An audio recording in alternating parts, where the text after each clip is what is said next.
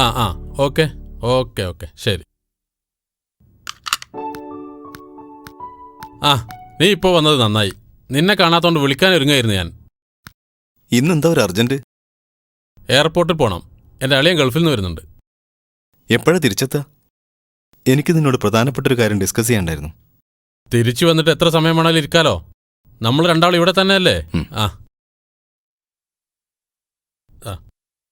ഇന്നത്തെ കൊറിയറിൽ വന്നതാ. അക്കൗണ്ട്സ് ഒന്ന് ചെക്ക് ചെയ്യണേ. ഓക്കെ ശരി.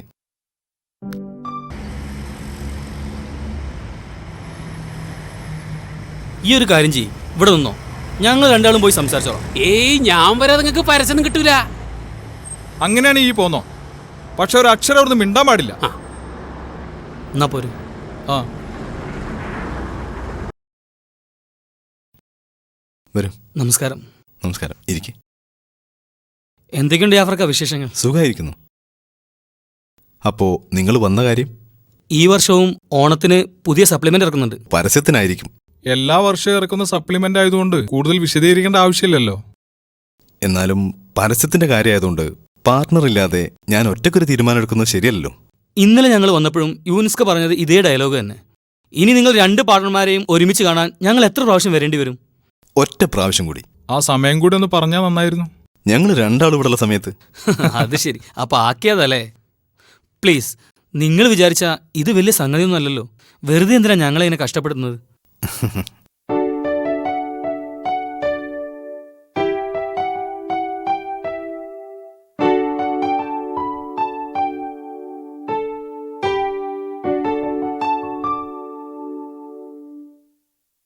പിന്നെ ആ ഓണ സപ്ലിമെന്റിന്റെ ആൾക്കാർ വന്നിട്ടുണ്ട്. എന്താ ചെയ്യണ്ടേ?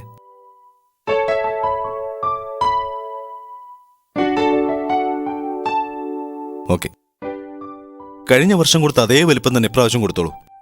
പക്ഷേ മാറ്ററും ഫോട്ടോസും ഒക്കെ ഒന്ന് മാറ്റണം. നല്ലൊരു മാറ്റർ നിങ്ങൾ തന്നെ പറയും.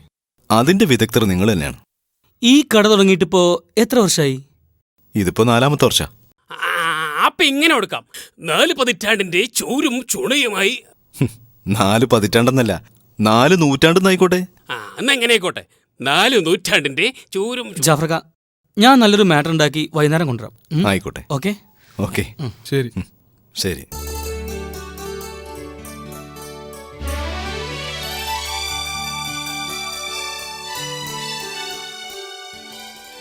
എടാ മണഗുണാഞ്ച, നിന്നോട് ഞാൻ പറഞ്ഞിട്ടില്ലേ എവിടെയും കയറി ഇടപെടരുത്. ഈ കട തുടങ്ങിയിട്ട് 4 വർഷമായിട്ടുള്ളൂ. നീ ഒരു കാര്യം ചെയ്യ്, ആ ലൈബ്രറി ചെന്നിരിക്ക്. ചെല്ല്. അവിടെ ചെന്നിട്ട് എന്താക്കാനാ? എടാ, പതിറ്റാണ്ട് എന്താ നൂറ്റാണ്ട് എന്താന്ന് അവിടെ പോയിരുന്നിട്ട് ആദ്യം പഠിക്ക്. ആ നേരം ഞങ്ങൾ 2 പരസ്യം കിട്ടുമെന്ന് നോക്കട്ടെ. വിട്ടോ.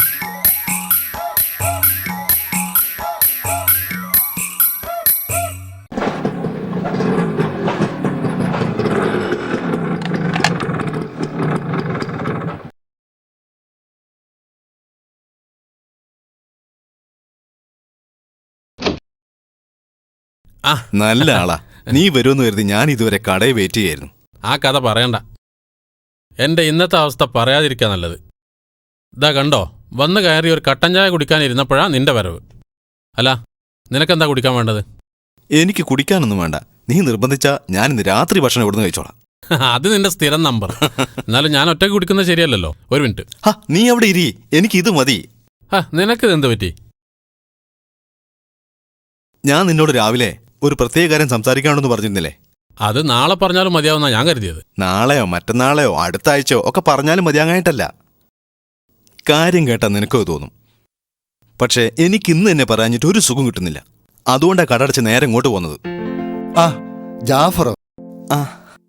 ഇരുന്നിരുന്നോ, എന്നാ പിന്നെ നിങ്ങൾ സംസാരിക്കേ. ഇത് സ്വകാര്യമൊന്നല്ല മാഷേ, നിങ്ങളും വന്നിരിക്കി. ഒരഭിപ്രായം അറിയാലോ. ഒന്നുമില്ലെങ്കിലും ഒരു റിട്ടയർഡ് ഉദ്യോഗസ്ഥനല്ലേ, അതും ഹെഡ് മാഷായിട്ട്. റിട്ടയർ ചെയ്തു എന്ന് പറഞ്ഞാൽ തന്നെ സ്വന്തം അഭിപ്രായം ഇല്ലാതായിന്നാ. ഏതായാലും വിഷയം പറയ്. ഞങ്ങൾ രണ്ടാളും പാർട്ണർഷിപ്പിൽ തുടങ്ങിയ ബിസിനസിനെ കുറിച്ച് മാഷിക്ക് എന്താ അഭിപ്രായം? 4 വർഷം മുമ്പ് തുടങ്ങിയ കടയെക്കുറിച്ച് എന്താ ഇപ്പൊ ഒരു ചോദ്യം? അതല്ല, ഒരു കാര്യം പറയാനുള്ള മുഖവരിയാന്ന് കൂട്ടിയാൽ മതി. ശരി, എനിക്കും ഈ നാട്ടാർക്കും നിങ്ങളുടെ കടയെക്കുറിച്ച് നല്ല അഭിപ്രായം മാത്രമേ ഉള്ളൂ. ആ കട വലുതാകുന്നതിലാണോ ചെറുതാകുന്നതിലാണോ മാഷക്ക് താല്പര്യം? നല്ല ഏത് കാര്യവും വലുതാവണം തന്നെയാണ് എൻ്റെ അഭിപ്രായം. മതി, ഇനി ഞാൻ വിഷയം പറയാം. നമ്മുടെ കടയ്ക്ക് ഒരു ബ്രാഞ്ച് കൂടി ഇടണമെന്ന് എനിക്ക് ഉദ്ദേശമുണ്ട്. തൊട്ടടുത്ത ടൗണിൽ നല്ലൊരു കേന്ദ്രം ഞാൻ കണ്ടുവച്ചിട്ടുണ്ട്. പെട്ടെന്ന് അഡ്വാൻസ് കൊടുത്താൽ ആ കട നമുക്ക് കിട്ടും. നീ ഒന്ന് എസ് പറഞ്ഞ നാളെ തന്നെ ബാക്കി കാര്യങ്ങളൊക്കെ ഞാൻ ശരിയാക്കാം. പുതിയൊരു ബ്രാഞ്ച് ഇടുക എന്നൊക്കെ പറയുമ്പോൾ വലിയ സംഖ്യ ചെലവ് വരുന്ന കാര്യമല്ലേ? ഏയ്, ചെറിയൊരു സംഖ്യ മതി. എന്റെ കണക്കൂട്ടൽ ശരിയാണെങ്കിൽ ഒരു 30 ലക്ഷം രൂപയുണ്ടെങ്കിൽ ഉദ്ഘാടനം വരെയുള്ള മുഴുവൻ കാര്യങ്ങളും കഴിയും. 30 ലക്ഷം? അതെവിടുന്ന് കിട്ടും? ബാങ്കിൽ നിന്ന് ലോൺ എടുക്കണം. 1 കോടി രൂപ കിട്ടും. എന്നിട്ടല്ലേ 30 ലക്ഷം? ലോണ് കൊടുക്കാൻ ബാങ്കുകാർ മത്സരിക്കുന്ന കാലാ അത്. നമ്മുടെ ബിസിനസ് വിജയിക്കുന്ന് എനിക്ക് നല്ല ഉറപ്പാ. 2-3 കൊല്ലം കൊണ്ട് ലോൺ കംപ്ലീറ്റ് തിരിച്ചടക്കാനും കഴിയും. ഈ വിഷയത്തിൽ നിന്റെ ബാപ്പ എന്താ പറഞ്ഞത്? ഇതിൽ കുറെ ആലോചിക്കാൻ മാത്രമൊന്നുമില്ല. നിനക്ക് ധൈര്യം ഉണ്ടാകാൻ തുടങ്ങിക്കോ. അല്ലെങ്കിലും ഇതൊക്കെ എന്നോ ചിന്തിക്കേണ്ട കാര്യാ. ഇപ്പോഴത്തെ കാലത്ത് കുറെ സ്ഥാപനങ്ങൾ ഉണ്ടെങ്കിലേ എന്തെങ്കിലുമൊക്കെ സമ്പാദിക്കാൻ കഴിയൂ. അരി ഉണക്കമീനും മാത്രം മതിയെങ്കിലേ ഇപ്പോഴുള്ള കച്ചവടം തന്നെ മതി. പക്ഷെ അത് പോരല്ലോ.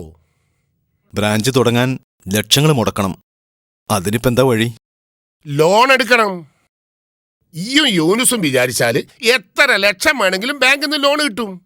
ഇങ്ങനെ തന്നെയല്ലേ എല്ലാരും ബിസിനസ് അങ്ങോട്ട് തുടങ്ങല്. ഏതായാലും ബിസിനസിന്റെ കാര്യം എന്നെക്കാൾ അറിയുന്നത് നിങ്ങൾക്കായതുകൊണ്ട് നിങ്ങൾ തന്നെ സംസാരിച്ച് ഒരു തീരുമാനത്തിലെത്തി. ആ,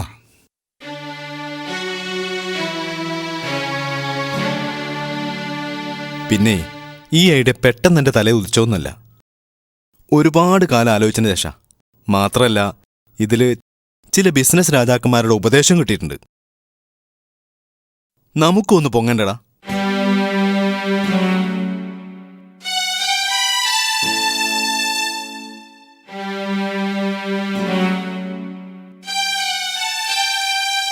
അപ്പോ ഒരു കാര്യം ചെയ്യാം. നാളെ തന്നെ നമുക്ക് ഫീൽഡിലിറങ്ങാം. കാര്യങ്ങളൊക്കെ ഞാൻ ചെയ്തോളാം. നീ തൽക്കാലം കട ശ്രദ്ധിച്ചാൽ മതി. പെട്ടെന്ന് ചാടി ഇറങ്ങല്ലേ, ഞാനൊന്ന് ആലോചിക്കട്ടെ. ആലോചന ആവശ്യത്തിലധികം ഞാൻ നടത്തിയിട്ടുണ്ട്. നീ എന്റെ കൂടെ നിന്നാ മതി. ഏതായാലും നമുക്ക് നാളെ ഒരു തീരുമാനം എടുക്കാം. ഞാൻ ഒന്നുകൂടി ആലോചിക്കട്ടെ. നീ എണീക്ക്, നമുക്ക് ഭക്ഷണം കഴിക്കാം. വാ.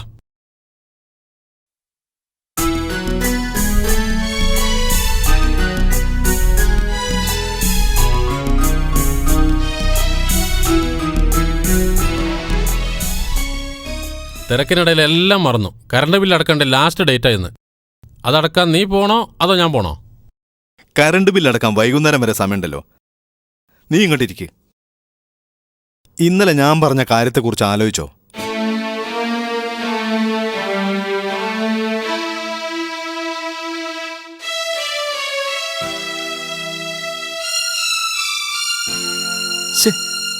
നീ ഒന്നും കേൾക്കുന്നില്ലേ?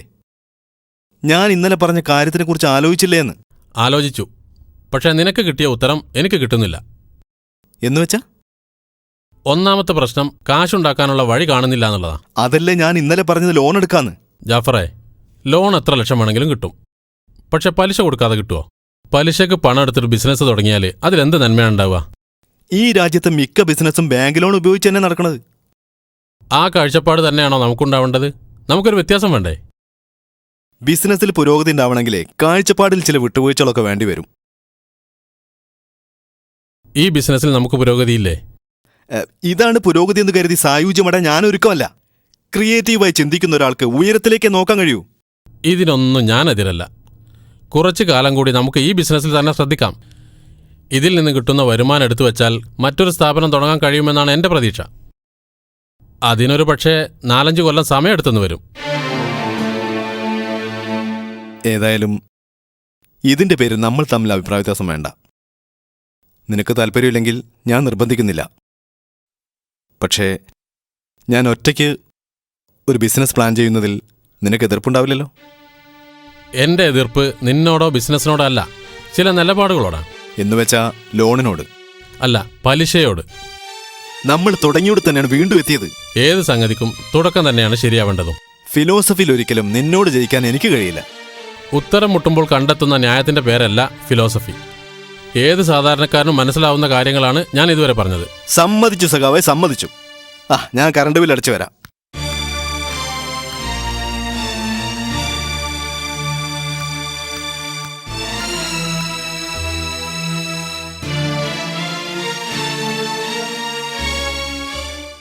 യൂനിസിനെ പറഞ്ഞിട്ട് കാര്യമില്ല. ഓൻ അത്ര കൊക്കുള്ള തൻ്റെ ഉള്ളൂ. 5-6 കൊല്ലം ഗൾഫിൽ നിന്നിട്ടും ഒരു സമ്പാദ്യം ഇല്ലാതെ തിരിച്ചു പോന്നോനാ യൂനിസ്. തൻ്റെ ഉള്ള ഒരുത്തനിക്ക് ഇങ്ങനത്തെ ഗതി വരൂ? പിന്നെ ബാപ്പമാരാണ് മക്കളെ ഭാവിക്ക് വേണ്ടി കാര്യങ്ങൾ പറഞ്ഞ് ബോധ്യപ്പെടുത്തേണ്ടത്. മൂപ്പരാണെങ്കിൽ ഒരു മാഷ, പെൻഷനും ആയി. അപ്പോ ഒക്കെ ഒരു വ്യവസ്ഥയിലേ പോവുള്ളൂ. കടലാസിലും പേനയിലും മാത്രം ഒതുങ്ങുന്ന തലയും വാലും ഇല്ലാത്തൊരു വ്യവസ്ഥ. അപ്പോ അവരെ സമ്മതത്തിന് കാത്തുനിന്ന് ഇന്റെ മോൻ ഭാവി നശിപ്പിക്കണ്ട. നീ ഒറ്റയ്ക്ക് ബിസിനസ് ചെയ്ത് തെളിയിക്കണം നിന്റെ സാമർത്ഥ്യം. അല്ലെങ്കിലും ഇപ്പോഴുള്ള കച്ചവടം വിജയിച്ചത് തന്നെ നിന്റെ സാമർത്ഥ്യം കൊണ്ടാണ് ആ നാട്ടുകാരുടെ മൊത്തം അഭിപ്രായം. സംഗതിയൊക്കെ ശരിയാ. പക്ഷേ 10-30 ലക്ഷം രൂപ സ്വന്തം പേരിൽ ലോണെടുത്ത് ബിസിനസ് തുടങ്ങിയ എന്താവുമെന്നാ എൻ്റെ പേടി. ബിസിനസ് വിജയിപ്പിക്കാൻ കഴിയൂന്ന് നിനക്ക് വിശ്വാസമുണ്ടോ? 100% വിശ്വാസമുണ്ട്. പിന്നെ നിനക്കെന്താ പേടി? അല്ല, ഒറ്റയ്ക്കാവുമ്പോ വേറൊരാളെ കൂടി പാർട്ണറാക്കിയാലോ? കൂട്ടുകച്ചവടത്തിനെ പറ്റി ഇനി ചിന്തിക്കന്നെ വേണ്ട. ഒറ്റയ്ക്ക് കച്ചവടം ചെയ്ത് നേടണം. ഇനി മുതൽ നിന്റെ കീഴിലേ ആൾക്കാരുണ്ടാകാൻ പാടുള്ളൂ. മുകളിൽ വേണ്ട. ഏറ്റവും മുകളിൽ നീ മാത്രം മതി. അങ്ങനെയാണെങ്കിൽ ഒരു കാര്യം ചെയ്യാം. ഇപ്പോൾ ഉള്ള കച്ചവടത്തിന് പാർട്ട്ണർഷിപ്പ് അങ്ങ് ഒഴിയാം. അതുകൊണ്ട് എന്താ നേട്ടം? പുതിയ ബിസിനസ് തുടങ്ങാൻ നല്ലൊരു സംഖ്യ അങ്ങനെ കിട്ടും. ബാക്കി സംഖ്യയ്ക്ക് ലോൺ എടുത്താൽ മതിയല്ലോ. മാത്രമല്ല, ഞാൻ പിരിയുന്നതോടുകൂടി യൂനിസിന്റെ ബിസിനസ് തളരും. 5-6 മാസത്തിനുള്ളിൽ കട പൂട്ടുന്ന അവസ്ഥയിലെത്തും. അപ്പോ ചുളുവിൽ ആ കട നമുക്ക് തന്നെ കയ്യിലാക്കാം. കണ്ടോ, ഇതാ ഞാൻ പറഞ്ഞത്. നിനക്ക് തന്നോടുണ്ട്. ബിസിനസ്സിൽ നിന്റെ മുകളിൽ ആരും വേണ്ടാന്ന് മനസ്സിലായോ?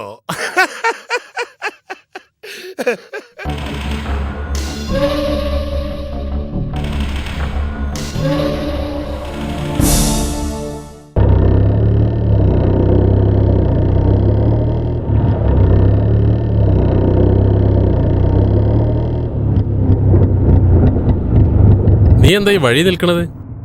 ഞാൻ നിന്നെ കാത്തിരിക്കായിരുന്നു. അതെന്തിനാ ഈ വഴി കാത്തു നിൽക്കണത്? ഞാൻ കടയിലേക്ക് വരുമായിരുന്നല്ലോ. എനിക്ക് പ്രധാനപ്പെട്ടൊരു കാര്യം സംസാരിക്കാനുണ്ട്. കടയിൽ എപ്പോഴും തിരക്കല്ലേ. വീട്ടിൽ വെച്ച് സംസാരിക്കാൻ പറ്റിയൊരു വിഷയമായിട്ടല്ല താനും. അതെന്താ അങ്ങനത്തെ ഒരു വിഷയം? ഏതായാലും നീ കാര്യം പറയേ. നമ്മുടെ കടയുടെ കാര്യം തന്നെയാ. എന്നുവെച്ചാ നമ്മളിനി ഒരുമിച്ച് ഈ ബിസിനസ് മുന്നോട്ട് കൊണ്ടുപോകാൻ ഞാൻ ആഗ്രഹിക്കുന്നില്ല. അതുകൊണ്ട് നമുക്ക് പാർട്ണർഷിപ്പ് പിരിയാം. നീ എന്താ ജാഫറെ ഇങ്ങനെയൊക്കെ സംസാരിക്കുന്നത്? പാർട്ണർഷിപ്പ് പിരിയാൻ മാത്രം നമ്മൾ തമ്മിൽ വല്ല പ്രശ്നമുണ്ടോ? ഞാനായിട്ട് പ്രശ്നമൊന്നും ഉണ്ടാക്കാത്തതുകൊണ്ട് ഒന്നുമില്ല. അതേസമയം നിന്നെ അഡ്ജസ്റ്റ് ചെയ്ത് പോവാന്നുള്ള കാര്യം വലിയ പ്രയാസം എനിക്ക്. നിന്റെ കണ്ണിൽ നീയൊരു വലിയ സത്യസന്ധനും ഞാനൊരു തട്ടിപ്പുകാരനാണ് എന്ന് ഞാൻ എപ്പോഴെങ്കിലും പറഞ്ഞോ? വായ കൊണ്ട് പറഞ്ഞില്ലെന്നേ ഉള്ളൂ.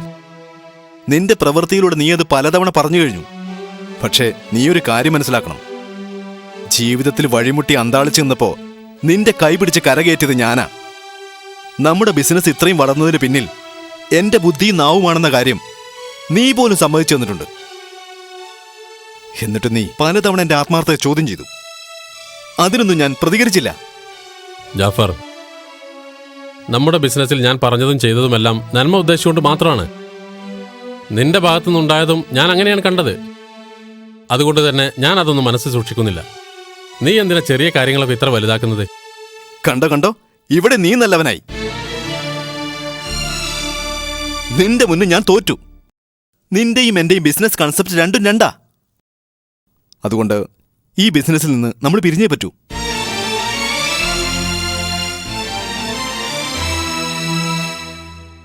ഏതായാലും നമ്മൾ പിരിയുമ്പോൾ ഒരു മധ്യസ്ഥനുണ്ടാവുന്നത് നല്ലതാ.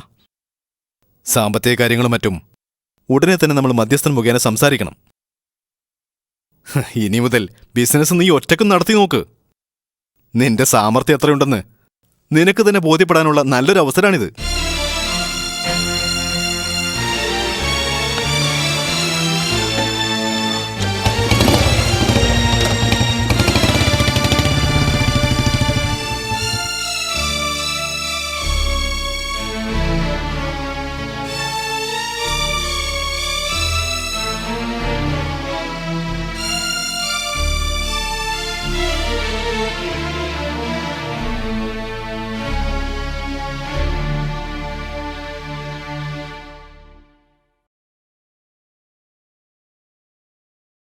ജാഫർക്കാ രാവിലെ പോയിട്ട് ഇതുവരെ തിരിച്ചു വന്നിട്ടില്ല.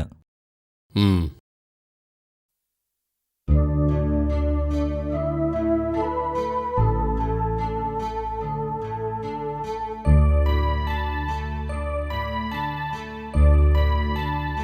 പിന്നെ യൂനുസ്കാക്ക് എന്തോ ഒരു ടെൻഷൻ ഉണ്ടെന്നാ തോന്നുന്നത്. ശരിയാ, കുറച്ചു ദിവസമായിട്ട് ഞാനും അത് ശ്രദ്ധിക്കുന്നുണ്ട്.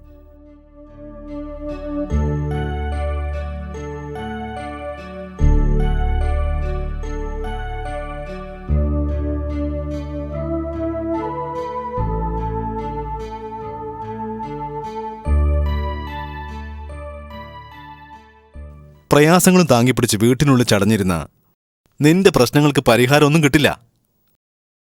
നീ വിചാരിക്കുന്ന പോലെ ടെൻഷൻ അടിച്ച് വീട്ടിനുള്ളിൽ ചുരുണ്ടുകൂടി കിടക്കുകയൊന്നുമല്ല ഞാൻ. ഒരു ഗൾഫുകാരനായ എൻ്റെ കയ്യിൽ കാശില്ലാത്തതുകൊണ്ട് വെറുതെ പുറത്തിറങ്ങി നടക്കണ്ടാന്ന് തീരുമാനിച്ചു. അത്രയുള്ളൂ. അല്ലാതെ ടെൻഷനും സെന്റിമെന്റ്സും പണ്ടേ എനിക്കില്ലെന്ന് നിനക്കറിയാലോ. അപ്പോ ഗൾഫിലേക്ക് നീ തിരിച്ചു പോകുന്നില്ലെന്ന് തീരുമാനിച്ചോ? ഞാൻ പറഞ്ഞിരുന്നില്ലേ, ആ വിസക്ക് പോയിട്ട് ഒരു കാര്യമില്ല. കാശ് കൊടുക്കാതെ സൗദിയിലേക്കൊരു വിസ കിട്ടുമെന്ന് ശ്രമിച്ചു നോക്കണം. ഗൾഫ് ഗൾഫ് എന്ന് മാത്രം ചിന്തിക്കാതെ നാട്ടിൽ നിന്നുകൊണ്ട് ജീവിക്കാൻ പറ്റുമെന്ന് നീ എപ്പോഴെങ്കിലും ആലോചിച്ചിട്ടുണ്ടോ? വളഞ്ഞ വഴിക്കൊന്നും ആലോചിച്ചിട്ടില്ല. നേരായ വഴിക്ക് ആലോചിച്ചിട്ട് ഒരു ഉത്തരം കിട്ടുന്നുമില്ല. എന്നാലേ നിന്റെ പ്രശ്നങ്ങൾ പരിഹരിക്കാൻ ഞാനൊരു ഉത്തരം കണ്ടെത്തിയിട്ടുണ്ട്. എന്റെ ഭാര്യയുടെ പേരിലുണ്ടായിരുന്ന കുറച്ച് ഭൂമിയുറ്റ വകയിൽ ഒരു 3 ലക്ഷം രൂപ എന്റെ കയ്യിലുണ്ട്.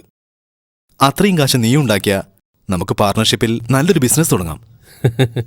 എൻ്റെ അവസ്ഥ മുഴുവൻ അറിയുന്ന നീ എന്നോട് 3 ലക്ഷം രൂപ ഉണ്ടാക്കാൻ പറയുന്നതിൽ ഒരുപാട് തമാശകളുണ്ട് സഹോദര.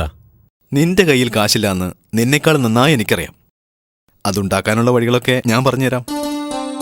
2 കൊല്ലം കൊണ്ട് അത് വീട്ടാനുള്ള വഴികളും ഞാൻ പറഞ്ഞുതരാം. നീയുണ്ടെങ്കിലേ ഈ ബിസിനസ്സിന് ഞാൻ ഇറങ്ങുന്നുള്ളൂ. വേറൊരാളെ പാർട്ണറാക്കാൻ എനിക്ക് വിശ്വാസമില്ല, താല്പര്യമില്ല. ഞാൻ ആദ്യം ബിസിനസ്സിനെ കുറിച്ചൊന്നും ചിന്തിച്ചിട്ടില്ല. വീടുപണി തുടങ്ങാൻ പ്ലാൻ ചെയ്ത കാശായത്. നിന്റെ അവസ്ഥ കണ്ടപ്പോ ഇങ്ങനെ ചിന്തിച്ചു എന്ന് മാത്രം. നിനക്ക് വേണ്ടി ഇതുപോലൊരു ചാൻസ് ഈ ജീവിതത്തിൽ ഇനി ഉണ്ടാക്കാൻ എനിക്ക് കഴിഞ്ഞു എന്ന് വരില്ല. നീ പറയുന്ന ബിസിനസ് എന്താ? അത് ഞാൻ പറയുന്നതിനേക്കാൾ നല്ലത് നേരിട്ട് കാണിച്ചു തരുന്നതാ. യൂനുസ് പറഞ്ഞ ബിസിനസിനെ കുറിച്ച് എന്താ നിന്റെ അഭിപ്രായം? എനിക്ക് ബിസിനസ്സിനെ പറ്റി ഒന്നും അറിഞ്ഞൂടാ. ഓൻ പറയണ കേട്ടിട്ട് നല്ലൊരു കച്ചവടാണെന്നാ തോന്നണ്. നിനക്ക് ഇവൻ രക്ഷപ്പെടുന്നത് കാണാനാണോ കഷ്ടപ്പെടുന്നത് കാണാനാണോ ഇഷ്ടം? ഇതാപ്പം നന്നായി. മക്കള് രക്ഷപ്പെടണമെന്ന് തന്നെയല്ലേ ഏത് തള്ളാർക്കും പൂതിണ്ടാകുക. എന്നാലേ ഈ ബിസിനസ്സിൽ ഇവൻ രക്ഷപ്പെടലല്ല ഉണ്ടാവുക. അതെന്താണ് നിങ്ങൾ അങ്ങനെ പറഞ്ഞ്? ഒന്നാമത്തെ കാര്യം, ലോൺ എടുത്തിട്ടാണ് അവൻ ഈ കച്ചവടം പ്ലാൻ ചെയ്യണത്. രണ്ടാമത്തെ കാര്യം, കൂട്ടുകച്ചവടമാണ് ചെയ്യാൻ പോണത്. കൂട്ടുകച്ചവടത്തിൽ എന്താണ് ഇപ്പാ പ്രശ്നം? മുടക്കുമുതൽ രണ്ടാളും തുല്യമായിട്ട് തന്നെയല്ലേ എടുക്കണത്? മുടക്കുമുതലല്ല പ്രശ്നം. വ്യത്യസ്ത സ്വഭാവക്കാരായ 2 പേർ ഒരേ കാര്യം ചെയ്യുമ്പോൾ ഉണ്ടാവുന്ന അഭിപ്രായ വ്യത്യാസങ്ങളായിരിക്കും കൂട്ടുകച്ചവടത്തിലെ വില്ലൻ. എത്രയോ ആളുകൾ പാർട്ണർഷിപ്പിൽ ബിസിനസ് ചെയ്യുന്നില്ല ഉപ്പ. അവരിൽ എത്ര പേർ ഇന്ന് ഒരുമിച്ച് പോകുന്നുണ്ട്? 1000-ൽ 1-2 കാണും. നിന്റെയും ജാഫറിന്റെയും ഫ്രണ്ട്ഷിപ്പ് ഇതോടെ തീർക്കണോ? ഫ്രണ്ട്ഷിപ്പ് എങ്ങനെ തീരുമെന്നാ നിന്റെ തന്തപ്പടി പറയണത്? 1-ാം ക്ലാസ് മുതൽ നമ്മൾ ഒരുമിച്ചാ. 6 കൊല്ലം നീ ഗൾഫിലായിട്ട് പോലും നമ്മൾ തമ്മിലുള്ള ബന്ധം ഒട്ടും കുറഞ്ഞിട്ടില്ല. എന്നിട്ടാ ഒരു ബിസിനസ് തുടങ്ങി ഫ്രണ്ട്ഷിപ്പ് കളയുന്നത്. ഇനി അഥവാ ബിസിനസിന്റെ പേരിൽ നമ്മൾ പിണങ്ങിയ ഞാൻ മാറിത്തരും. എന്റെ മുടക്കുമുതൽ പോലും തിരിച്ചു വാങ്ങാതെ. ഉപ്പാക്ക് നിന്നെ വിശ്വാസമില്ലാത്തോണ്ട് പറഞ്ഞതല്ല, പൊതുവെയുള്ളൊരു വസ്തുത പറഞ്ഞതാ. ഏതായാലും ഞാനൊരു അഭിപ്രായം പറയട്ടെ. ഉം. ഈ ബിസിനസ് നിന്റെ പേരിൽ തുടങ്ങാം. ഞാനതിൽ ഒരു ജോലിക്കാരനായി നിന്നോളാം. നിനക്ക് വേണ്ടി കാര്യങ്ങളൊക്കെ ഭംഗിയായിട്ട് ഞാൻ നടത്തിക്കൊണ്ടുപോകാം. എന്ന് വെച്ചാ ഞാൻ മുതലാളി, നീ തൊഴിലാളി അല്ലേ? എടാ, ഞാൻ ഈ പദ്ധതി ഇട്ടത് തന്നെ നിനക്ക് വേണ്ടിയാ. നീ എവിടെയും രക്ഷപ്പെടാത്തതിന്റെ ഉത്തരം ഇതൊക്കെ. ഒന്നുകൂടി ആലോചിച്ചോ. താല്പര്യമുണ്ടേ വിളിക്ക്. അല്ലെങ്കിലേ ഒരുണക്ക വിസയും സംഘടിപ്പിച്ച് സൗദിയിലേക്കോ ദുബായിലേക്കോ കയറിക്കോ. അവിടെ നിറയിക്കാനാവും നിന്റെ വിധി. നിറയിക്കാൻ ഗൾഫിൽ തന്നെ പോണമെന്നില്ല, ഇവിടെയും പറ്റൂ. പിന്നെ കച്ചവടത്തിനല്ല ഞാൻ എതിർത്തത്, കൂട്ടുകച്ചവടത്തിനെയാ. കാലഘട്ടം ഇതായതുകൊണ്ട്. പിന്നെ നിനക്ക് ആത്മവിശ്വാസം ഉണ്ടെങ്കിൽ ഞാനായിട്ട് എതിർക്കണില്ല. ഏതായാലും ലോണും തിരിമറിയൊന്നും വേണ്ട. 3 ലക്ഷം രൂപ ഞാൻ തരാം. വെറുതെ അല്ല, കടായിട്ട്. അത് തിരിച്ചു തരികയും വേണം. നിങ്ങളിപ്പോ എവിടുന്ന 2-3 ലക്ഷം ഉറുപ്പ്യ ഉണ്ടാക്കാൻ പോണ്? ഞാൻ പെൻഷനായപ്പോ വലിയൊരു സംഖ്യ കിട്ടിയത് നിനക്ക് ഓർമ്മയില്ലേ? അതൊക്കെ പല ആൾക്കാരും കയ്യിലല്ലേ. അതെപ്പോ വേണമെങ്കിലും തിരിച്ചു കിട്ടൂ. സ്വന്തം മകൻ സാമ്പത്തികമായിട്ട് കഷ്ടപ്പെടുമ്പോൾ അവനെയല്ലേ നമ്മൾ ആദ്യമായിട്ട് സഹായിക്കേണ്ടത്? ഏതായാലും അവനെ ഇനിയും ഗൾഫിലേക്ക് അയച്ച് ഒരു പരീക്ഷണം വേണ്ട. ആ പരീക്ഷണം നാട്ടിലായിക്കോട്ടെ, ജയമാണെങ്കിലും പരാജയമാണെങ്കിലും.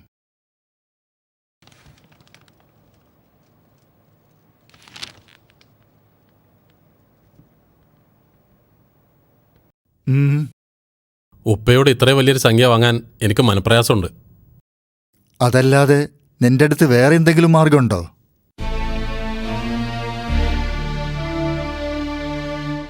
ഞാൻ വേറെ ചില വഴികളും ആലോചിക്കുന്നുണ്ട്. ഗൾഫിലുള്ള എൻ്റെ സുഹൃത്തുക്കളോട് കടം ചോദിക്കാമെന്ന് വിചാരിക്കായിരുന്നു. ഒരു 2 ലക്ഷം രൂപയെങ്കിലും അങ്ങനെ കിട്ടിയാൽ ബാക്കി സംഖ്യ ഉപ്പ എടുത്താൽ മതിയല്ലോ. ആ 2 ലക്ഷം കിട്ടാൻ നീ എത്ര ആളോട് ചോദിക്കണം? നിന്റെ അവസ്ഥ അറിയുന്ന എത്ര ആളുകൾ നിനക്ക് കടം തരും?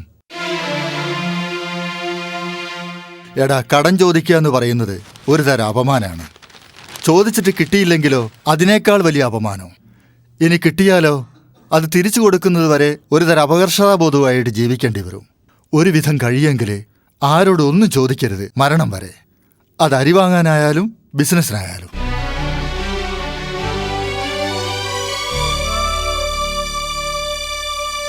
ഞാൻ തരുന്നത് എന്റെ കാശാണെങ്കിലും അത് നിന്റേതാണെന്ന് കരുതിയാൽ മതി. പക്ഷെ ഒരു കാര്യം ഞാൻ വീണ്ടും ഓർമ്മിപ്പിക്കുകയാണ്, കൂട്ടുകച്ചവടമാണ്. നന്നായി ശ്രദ്ധിക്കണം. പരസ്പരം പിണങ്ങി പിരിയാൻ അവസരം ഉണ്ടാവരുത്. നീയായിട്ടത് ഉണ്ടാക്കരുത്.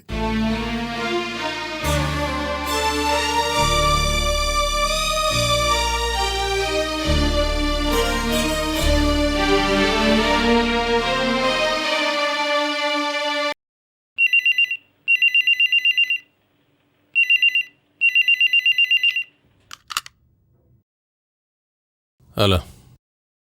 ആ, ഞാൻ അങ്ങോട്ട് വിളിച്ച് പറയാം. ഓക്കെ.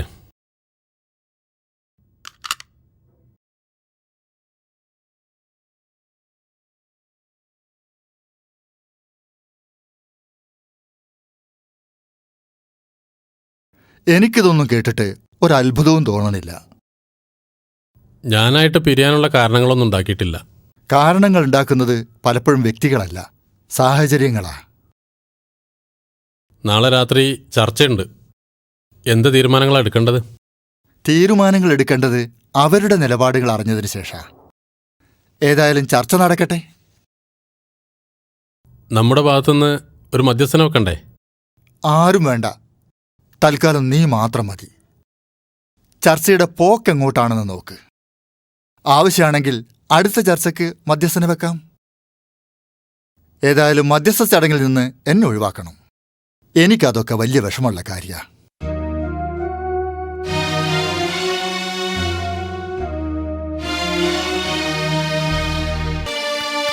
ക്ഷമിക്കണം, കടയടക്കാൻ അല്പം വൈകിപ്പോയി. അത് സാരമില്ല. അല്ല, ഈ ഒറ്റയ്ക്കേ ഉള്ളൂ? കടയുടെ കാര്യം സംസാരിക്കാനല്ലേ, ഞാൻ ഒറ്റക്ക് മതി. മറ്റുള്ളവരെ വെറുതെ എന്തിനാ ബുദ്ധിമുട്ടാക്കുന്നത്?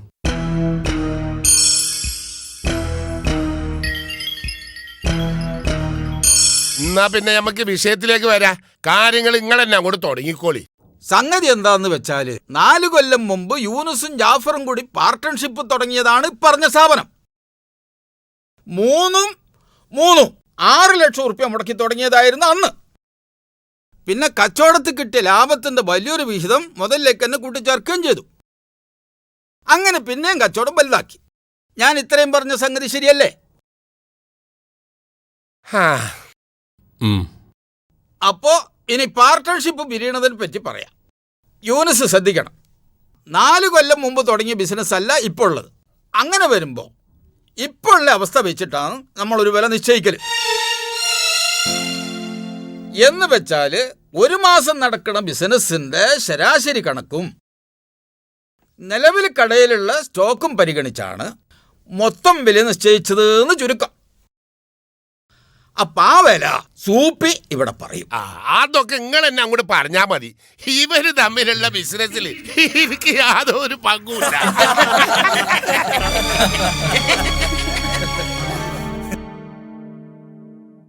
എന്നാ ഞാൻ തന്നെ പറയാം. 30 ലക്ഷം ഉറുപ്പ്യാണ് അതിനിവിടെ നിശ്ചയിച്ച വില.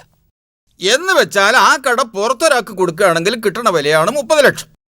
അപ്പം അതിൽ 15 ലക്ഷം യൂനുസിനും 15 ലക്ഷം ജാഫറിനും അവകാശപ്പെട്ടതാണ്. ഇനി ഈ വില സംബന്ധിച്ച് ആർക്കെങ്കിലും വല്ല അഭിപ്രായ വ്യത്യാസം ഉണ്ടെങ്കിൽ നമുക്ക് ചർച്ച ചെയ്യാം.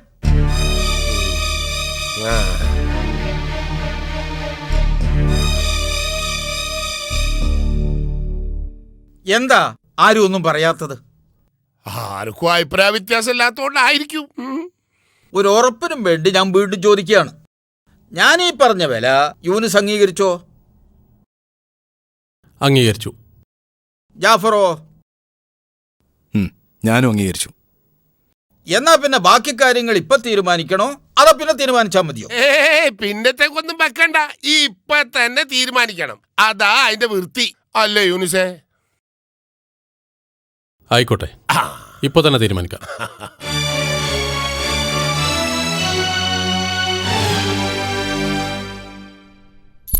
ദാ, കടയുടെ താക്കോൽ ഞാൻ ജാഫറിനെ ഏൽപ്പിച്ചു. ഇനി എൻ്റെ 15 ലക്ഷം എപ്പോഴാണ് കിട്ടാന്ന് കൂടി പറഞ്ഞാൽ നമുക്ക് പിരിയാം. എന്താ ഞങ്ങളൊക്കെ കുതിരയൊക്കെയാണ് ഇപ്പൊ? മനസ്സിലായില്ല? ഈ കച്ചവടം പിരിയുമ്പോ ഈ ജാഫറിനാണ് പൈസ കൊടുക്കേണ്ടത്. അതിന് ഞാനാണല്ലോ കച്ചവടത്തിൽ നിന്ന് പിരിയുന്നത്. ആര് പറഞ്ഞു? ഞാൻ പറഞ്ഞു. എൻ്റെ കാര്യം ഞാനല്ലേ പറയാ. എനിക്ക് ഈ പാർട്ട്ണർഷിപ്പ് പിരിയണമെന്ന് യാതൊരു ആഗ്രഹമില്ല. ജാഫറും ഞാനുമായിട്ട് എൻ്റെ അറിവിൽ ഈ കച്ചവടം പിരിയാൻ മാത്രം ഒരു പ്രശ്നവുമില്ല. ഉണ്ടോ ജാഫറെ?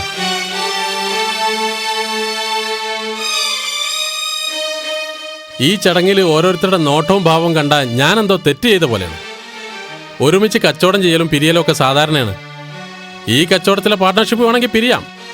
പക്ഷെ ജാഫർ യൂനുസും പിരിയുന്നതേ കച്ചവടത്തിൽ മാത്രമായിരിക്കും. കുട്ടിക്കാലം മുതലേ ഞങ്ങൾ ഒരുമിച്ചാ. ആ സൗഹൃദവും സ്നേഹബന്ധവും മുറിക്കാൻ നിങ്ങൾ ആരും പ്രേരിപ്പിക്കരുത്. പിന്നെ ഇപ്പോൾ ഇവിടെ അവതരിപ്പിച്ച ഈ കണക്ക് അത് ജാഫറിന്റെ പുതിയ കച്ചവടത്തിന് ഫണ്ടുണ്ടാക്കാനുള്ള തട്ടിക്കൂട്ടൽ കണക്കാണെന്ന് എനിക്കറിയാം.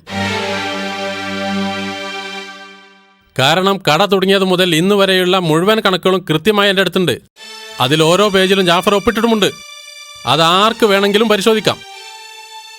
ഇനി കടയിലുള്ള സാധനങ്ങളുടെ സ്റ്റോക്ക് പരിശോധിച്ച് കൃത്യമായ വില നിശ്ചയിച്ചതിന് ശേഷം ഒരു പാർട്ട്ണറുടെ വിഹിതം എത്രയാണെന്ന് തീരുമാനിക്കുന്നതായിരിക്കും നല്ല നിലക്ക് കാര്യങ്ങൾ അവസാനിക്കണമെന്ന് ആഗ്രഹിക്കുന്നുണ്ടെങ്കിൽ നിങ്ങൾ ചെയ്യേണ്ടത്.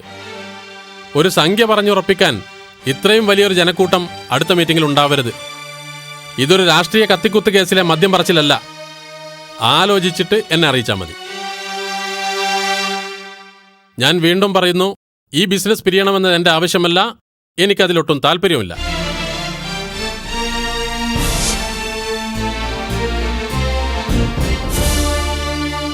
നിങ്ങൾ രണ്ടാളും പിരിയുന്നതിൽ ഞങ്ങൾക്ക് സന്തോഷമുള്ളത്. അതെന്താ കാരണം? കാരണങ്ങൾ കുറേ പറയാണ്ട്. ഞങ്ങൾ കുറേ അനുഭവിച്ചതല്ലേ. യൂനുസ് ഖാൻ്റെ കീഴിൽ പണിയെടുക്കാനാണ് ഞങ്ങൾക്ക് ഇഷ്ടം. അതിനുവേണ്ടി എന്ത് കഷ്ടപ്പാട് അനുഭവിക്കാനും ഞങ്ങൾ തയ്യാറാ. പാർട്ട്ണർഷിപ്പ് പിരിയുമ്പോൾ ഈ കട എനിക്ക് തന്നെ കിട്ടിക്കൊള്ളണമെന്നില്ല. അങ്ങനെ വന്നാൽ ഞാനായിരിക്കും ആദ്യം ഇവിടുന്ന് പിരിയേണ്ടി വരിക. അപ്പം കൂടെ ഞങ്ങളും ഉണ്ടാവും. വെറുതെ ആവശ്യമില്ലാത്ത കാര്യങ്ങളൊന്നും ചിന്തിക്കണ്ട. നിങ്ങൾക്കറിയോ, കാശ് കണക്കാക്കി കഴിഞ്ഞാൽ പാർട്ട്ണർഷിപ്പ് പിരിയാം. പക്ഷേ 2 സ്നേഹിതന്മാർ പിരിഞ്ഞാലേ എത്ര ലക്ഷം കൊണ്ട് അവരെ ഒന്നാക്കാൻ കഴിയാ? അതിൻ്റെ ടെൻഷനില്ല ഞാനിപ്പോൾ.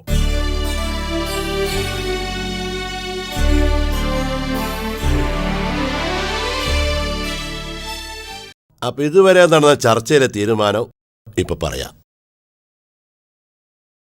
അതായത് ബിസിനസ് തുടങ്ങിയത് മുതലുള്ള കണക്കുകൾ പരിശോധിച്ചതിലും കടയിലെ സ്റ്റോക്കും മറ്റുള്ള എല്ലാ ഇടപാടുകളിലും കൂടി 21,50,000 രൂപയുടെ സ്വത്താണ് ആകെയുള്ളത്.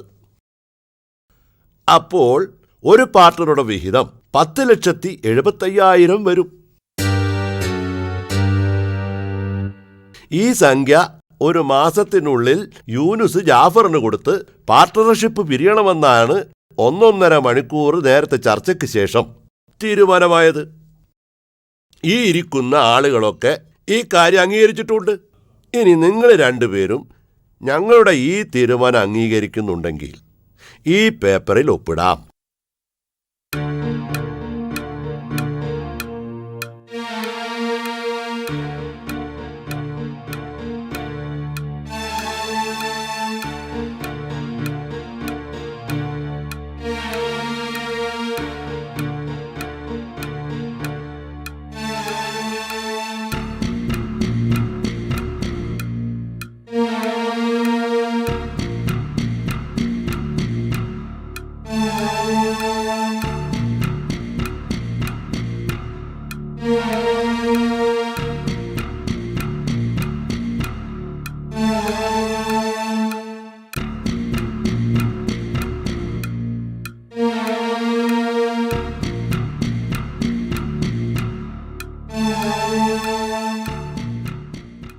എന്നാ നമുക്കിനി പിരിയാം.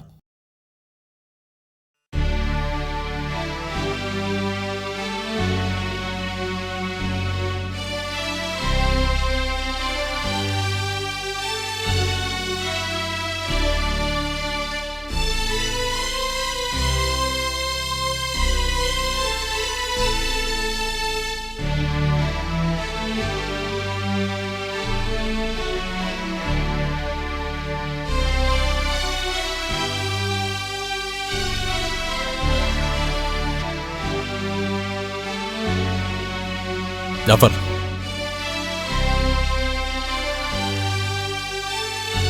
ഞാൻ എപ്പോഴും പറയുന്നൊരു സംഗതി ആവർത്തിക്കുകയാണ്. ഈ പിരിയൽ ബിസിനസ്സിൽ മാത്രമേ ഉണ്ടാവാൻ പാടുള്ളൂ. നമ്മുടെ സൗഹൃദം മുമ്പത്തേക്കാൾ ദൃഢമാവണം. നമ്മൾ പിണങ്ങി പിരിഞ്ഞു എന്ന് പറഞ്ഞ് നടക്കുന്നതായിരിക്കും ജനങ്ങൾക്കിഷ്ടം. നീ എൻ്റെ ഏറ്റവും അടുത്ത സുഹൃത്താണ്, എനിക്ക് ഏറ്റവും പ്രിയപ്പെട്ടവൻ. ഞാൻ ഒരിക്കലും നിന്റെ ശത്രുവായിട്ടല്ല പിരിയുന്നത്. എനിക്കത് മതി. മനസ്സിൻ്റെ വലിയൊരു ഭാരമൊഴിഞ്ഞു. എൻ്റെ ഷോപ്പിൻ്റെ ഉദ്ഘാടനത്തിന് എൻ്റെ തൊട്ടടുത്ത് നീ ഉണ്ടാവണം. നീ ക്ഷണിച്ചില്ലെങ്കിലും ഞാൻ വരും. നിന്റെ ബിസിനസ്സിൻ്റെ പുരോഗതിക്ക് വേണ്ടി ഞാൻ പ്രാർത്ഥിക്കും.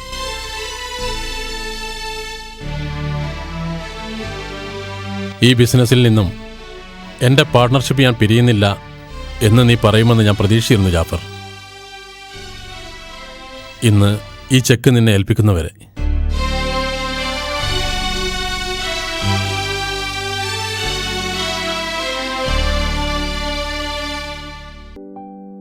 നിന്റെ പദ്ധതികളൊക്കെ നല്ലത് തന്നെ. പക്ഷേ ലോൺ എടുക്കാൻ ജാമ്യം നിൽക്കുക എന്ന് പറഞ്ഞാൽ എൻ്റെ ജീവിതം വെള്ളത്തിലാവുന്ന പരിപാടിയാണ്. ഞാൻ ലോൺ തിരിച്ചടച്ചില്ലെങ്കിലല്ലേ ഇക്കാക്ക് പ്രശ്നമുള്ളൂ. ബിസിനസ് നല്ല നിലയ്ക്ക് മുന്നോട്ട് പോകുമ്പോൾ ലോൺ തിരിച്ചടക്കാതിരിക്കേണ്ട ആവശ്യം എനിക്കെന്താ?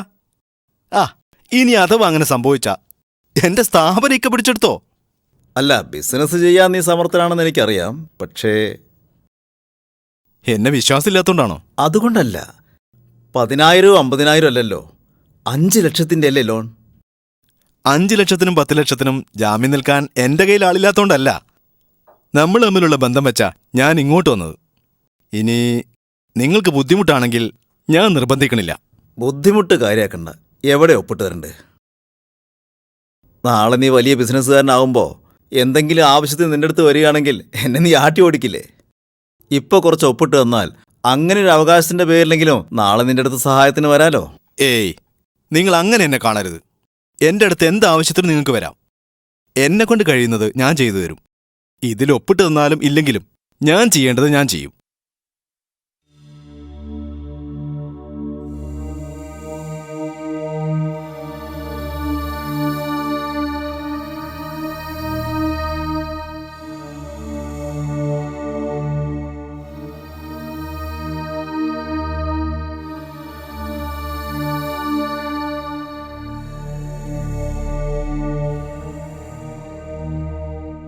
പേ സർട്ടിഫിക്കറ്റ് എപ്പോഴാണ് കിട്ടുക? ഒരു കാര്യം ചെയ്യേ, നീ നാളെ ഓഫീസിലേക്ക് വാ, അവിടുന്ന് തരാം.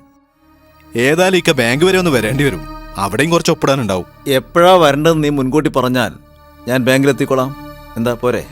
എന്നാൽ ഇക്ക ഞാൻ ഇറങ്ങട്ടെ. ശരി.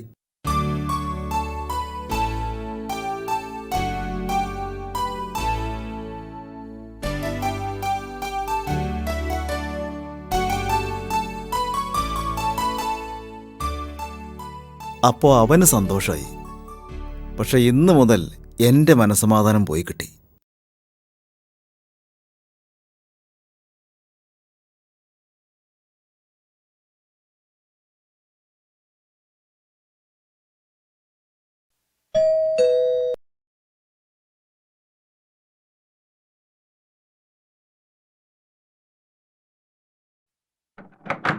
സലാമലൈക്കും. വലൈക്കും സലാം. ഞാൻ ആ കാശും കൊണ്ട് വന്നാണ്. മനസ്സിലായി. ഞാൻ യൂനിസിനെ വിളിക്കാം. കാര്യങ്ങളൊക്കെ യൂനിസ് സംസാരിച്ചോളൂ. അസൻ ഇരിക്കെ.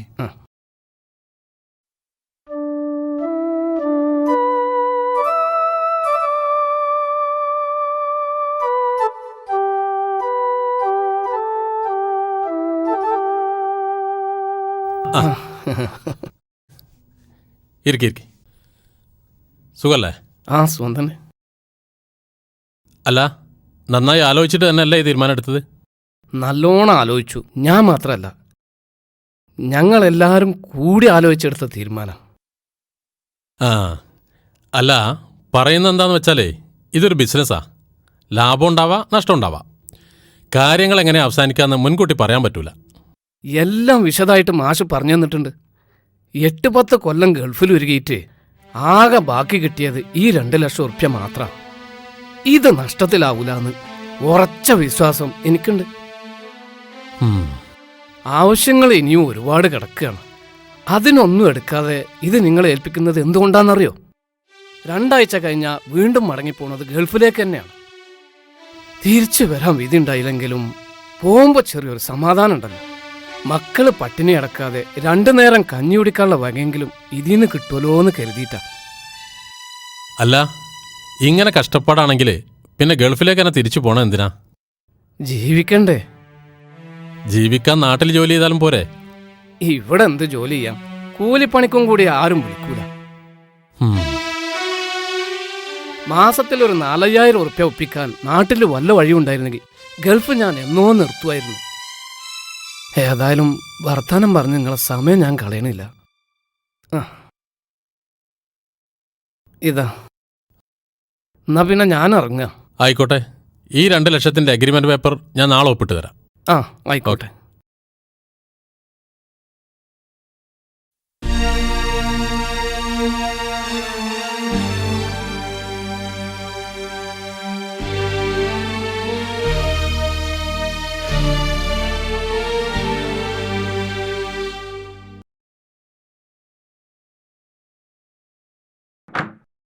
ഇനി മുതൽ സ്ഥാപനം നീ ഒറ്റക്കാ നടത്തിക്കൊണ്ടുപോകേണ്ടത്. തിരിയാനും അറിയാനും ഒഴിവ് കിട്ടൂല. വിശ്വസ്തനായ ഒരാൾ കടയിലുണ്ടാവുന്നത് നന്നായിരിക്കും. ഇപ്പൊ ഇവിടുന്ന് പോയ ഹസനെ വേണമെങ്കിൽ എനിക്ക് കൂടെ നിർത്താം. ഞാനും അങ്ങനെ ചിന്തിക്കായികല്ല. വിശ്വസിക്കാൻ പറ്റുന്ന ആളാന്നാ തോന്നുന്നത്.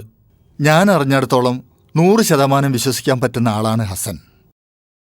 അല്ല, എത്ര ലക്ഷം ഷെയറായിട്ട് വാങ്ങുന്നത്? പരമാവധി 10 ലക്ഷം വരെ. പിന്നെ ജാഫറിന് കാശ് കൊടുക്കുമ്പം വ്യക്തമായ രേഖ ഉണ്ടാക്കാൻ മറക്കണ്ട. നിങ്ങൾ തരുന്ന ഷെയർ പൂർണ്ണമായും ഈ ബിസിനസ്സിലേക്ക് തന്നെയാണ് ഇറക്കാൻ പോണത്. അത് വെച്ച് മറ്റു ദുരുദ്ദേശങ്ങളൊന്നും എനിക്കില്ലെന്നർത്ഥം. പിന്നെ ഭാവിയിൽ എന്തൊക്കെ സംഭവിക്കുമെന്ന് എനിക്ക് മുൻകൂട്ടി പറയാൻ പറ്റില്ല. വലിയ സ്ഥാപനമായിട്ട് ഉയരാനും ഉള്ള കച്ചവടം പൊളിയാനും ഒക്കെ സാധ്യതയുണ്ട്. അതുകൊണ്ടാണ് ലാഭത്തിലും നഷ്ടത്തിലും ഷെയർ ഹോൾഡേഴ്സ് പങ്കാളികളായിരിക്കണമെന്ന് ഞാൻ പ്രത്യേകം എഴുതിയത്. വ്യവസ്ഥകളൊക്കെ ഒന്നുകൂടി വായിക്ക്. എന്നിട്ട് കുറേ പ്രാവശ്യം ആലോചിച്ചതിന് ശേഷം ഒരു തീരുമാനം എടുത്താൽ മതി. തീരുമാനമൊക്കെ ഞാൻ എടുത്തിട്ടുണ്ട്. പിന്നെ മനസ്സിനൊരു സമാധാനം കിട്ടാൻ വേണ്ടി ചോദിച്ചു എന്ന് മാത്രം. അപ്പോൾ കാശ് ഞാൻ ഇങ്ങോട്ട് കൊണ്ടുവന്നിട്ടുണ്ട്. കാശൊക്കെ അഗ്രിമെൻറ്റിൽ ഒപ്പിടുമ്പോൾ തന്നാൽ മതി. എനിക്ക് നിങ്ങളെ വിശ്വാസത്തിൻ്റെ പ്രശ്നമല്ല. നമ്മൾ അഗ്രിമെൻറ്റിൽ ഒപ്പിടുന്നതിന് മുമ്പ് എനിക്കെന്തെങ്കിലും സംഭവിച്ചാൽ ഈ കാശ് നിങ്ങൾക്കാരാ മടക്കി തരിക? കൊടുക്കാനുള്ളതും കിട്ടാനുള്ളതും കൃത്യമായിട്ട് എഴുതി വെക്കുന്ന ആളാ നിങ്ങളെന്ന് എനിക്കറിയാം. അത് മാത്രം പോരല്ലോ, നിങ്ങളുടെ കയ്യിൽ ഒരു തെളിവ് വേണ്ടേ? ഏതായാലും 2 സാക്ഷികളെയുമായി ഇന്ന് രാത്രി തന്നെ കട അടക്കുന്നതിന് മുമ്പ് വരണം. ഞാൻ മുദ്രപത്രം വാങ്ങി അഗ്രിമെൻ്റൊക്കെ എഴുതി വെക്കാം. ആയിക്കോട്ടെ, ഉം. എന്നാ ശരി. ശരി.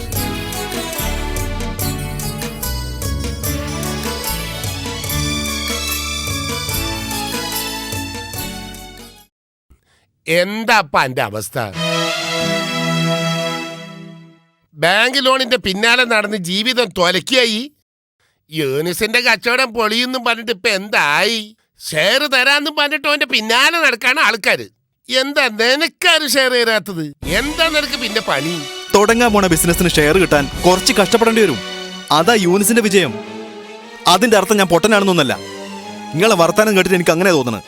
മനുഷ്യന്റെ തല ചൂടായി നിൽക്കുമ്പോഴാ ഓരോ ഉപദേശം. ചൂടാവല്ലേ, ഞാൻ എന്റെ സങ്കടം കൊണ്ട് പറഞ്ഞതാ.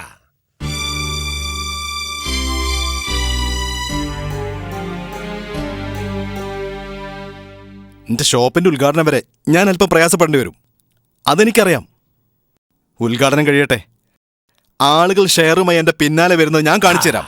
മതി മോനെ, ഈ ചങ്കൂറ്റം നിനക്ക് ഇപ്പോഴും ഉണ്ടോന്ന് അറിയാൻ വേണ്ടിയിട്ടാ ഞാൻ ഇതൊക്കെ പറഞ്ഞത്. ബിസിനസിന്റെ കാര്യത്തില് നീ തന്നെയാ ഉസ്താദ്.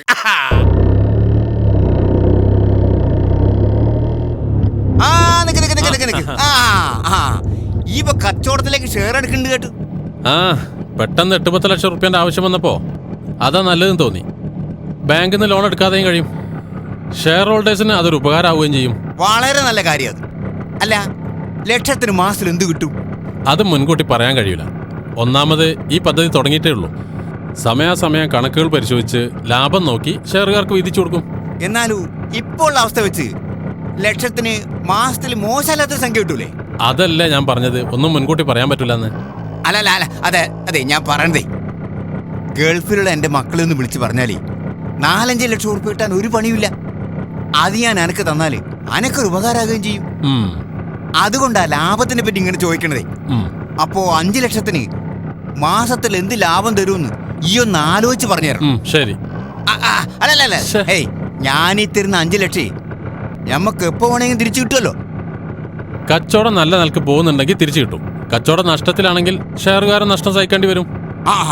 അതെങ്ങനെയാ നമുക്ക് ശരിയാവുക? ശരിയാവില്ലെങ്കിൽ വേണ്ട. അല്ലല്ല, അതെ, ലാഭമാണെങ്കിലും നഷ്ടമാണെങ്കിലും ഞമ്മളെ മുടക്ക് മുതലിന് പരിക്കുണ്ടാവരുത്. അതല്ലേ അതിനൊരു മര്യാദ. കച്ചവടത്തിലെ മര്യാദ എന്ന് പറയണത് അതിലെ പങ്കാളികൾ മുഴുവൻ ലാഭവും നഷ്ടവും സഹിക്കുക എന്നുള്ളതാ. നിങ്ങളെ മുതൽ നഷ്ടപ്പെടാതിരിക്കാൻ ഒറ്റ മാർഗ്ഗമേ ഉള്ളൂ. 5 ലക്ഷം റുപ്യ എനിക്ക് വായ്പ തരും. അത് നിങ്ങൾക്ക് ആവശ്യം ഉണ്ടാവുമ്പോൾ എൻ്റെ വീട് വിറ്റിട്ടെങ്കിലും ഞാൻ തിരിച്ചു തരും. പക്ഷേ അതിൽ നമുക്ക് ലാഭമല്ലല്ലോ. നിങ്ങൾക്ക് മുതൽ നഷ്ടപ്പെടുകയും ചെയ്യരുത്, ലാഭം കിട്ടുകയും വേണം, അല്ലേ? അതെ. അങ്ങനത്തെ ഒരു സ്ഥാപനം നമ്മുടെ നാട്ടിലുള്ളൂ. ഏതാത്? ബാങ്ക്. ബാങ്കോ? അത് പലിശയല്ലേ? അങ്ങനെയും പറയാം, നിങ്ങളുടെ ഭാഷയിൽ ലാഭമൊന്നും പറയാം. ഏതായാലും നഷ്ടം ഉണ്ടാവില്ല.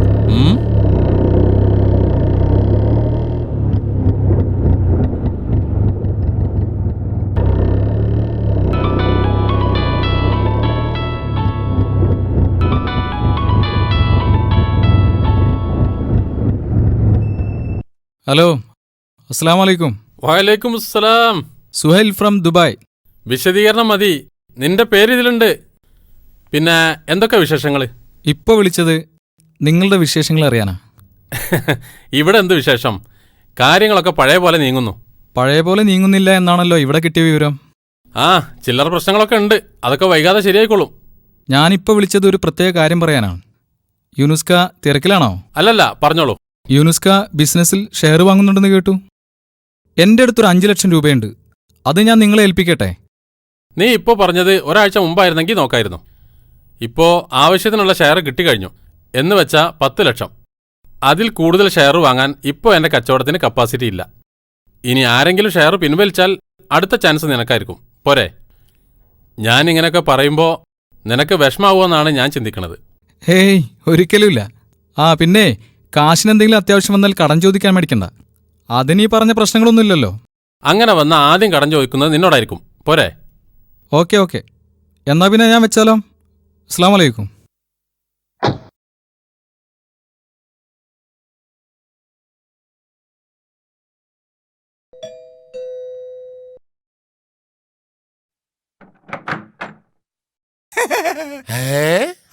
വാലേക്കും മുസ്സലാം. ഇതാരായമോ? കൊറേ കാലത്തിന് ശേഷം ഇപ്പോഴാണല്ലോ നമ്മളെ വീട്ടിലേക്കൊക്കെ വരണത്. ആ, എന്തൊക്കെയുണ്ട് വിശേഷങ്ങള്? കാര്യങ്ങളൊക്കെ വളരെ സുഖമായിട്ട് പോകുന്നു. 3 മക്കളും ഗൾഫിലല്ലേ, അപ്പൊ സുഖം കുറക്കണ്ട ആവശ്യമില്ലല്ലോ. അല്ല, എന്താ ഇപ്പൊ വരവിന്റെ ഉദ്ദേശം? ഞാൻ ഇന്നലെ ജാഫറിന്റെ കടയിൽ പോയിന്. ആഹാ, ഒരു ഷെയറിന്റെ കാര്യം സംസാരിക്കാൻ. അവിടെ ഭയങ്കര തിരക്ക്. വിശദമായിട്ട് ഒന്നും സംസാരിക്കാൻ പറ്റില്ല. വീട്ടിലിരുന്ന് വിശദമായിട്ട് സംസാരിക്കാന്ന് പറഞ്ഞ് പിരിഞ്ഞതാ. അത് നന്നായി. എന്നാലേ ഞാൻ ഓനെ ഇങ്ങോട്ട് വിളിക്കാം. ഈ ഇരിക്കി.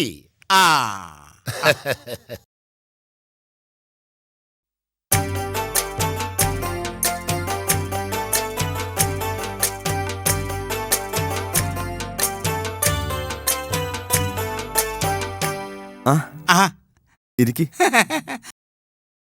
ഞാൻ കടയിലേക്ക് പോകാനുള്ള ഒരുക്കത്തിലായിരുന്നു. ഇനിയിപ്പോ നമുക്ക് ഒരുമിച്ചിറങ്ങാലോ. ആയിക്കോട്ടെ. പിന്നെ ഞാൻ ആ കാശ് കൊണ്ടുവന്നുണ്ട്.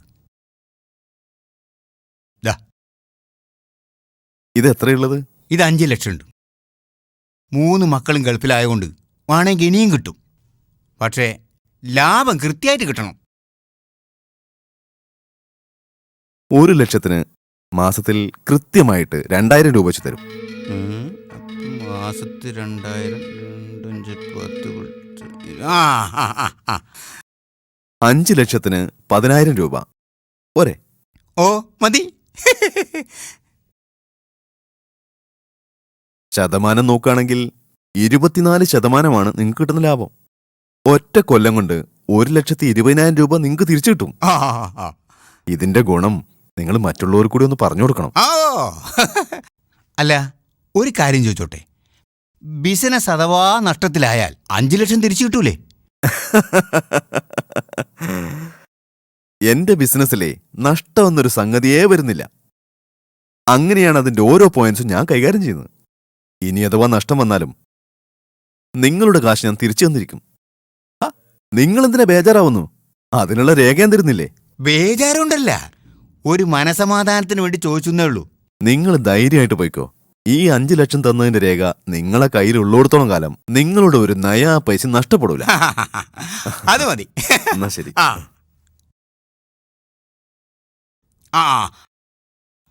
ഒരു പ്രത്യേക കാര്യം, ഞാൻ ഈ കാശ് ഇവിടെ കൊണ്ടുവന്ന കാര്യം പുറത്താരും അറിയരുത്. നമ്മൾ മാത്രം അറിഞ്ഞാൽ മതി. ഹേയ്, എന്റെ വായിലൂടെ ഇത് മറ്റൊരാളും അറിയില്ല. അത് മതി. ശരി.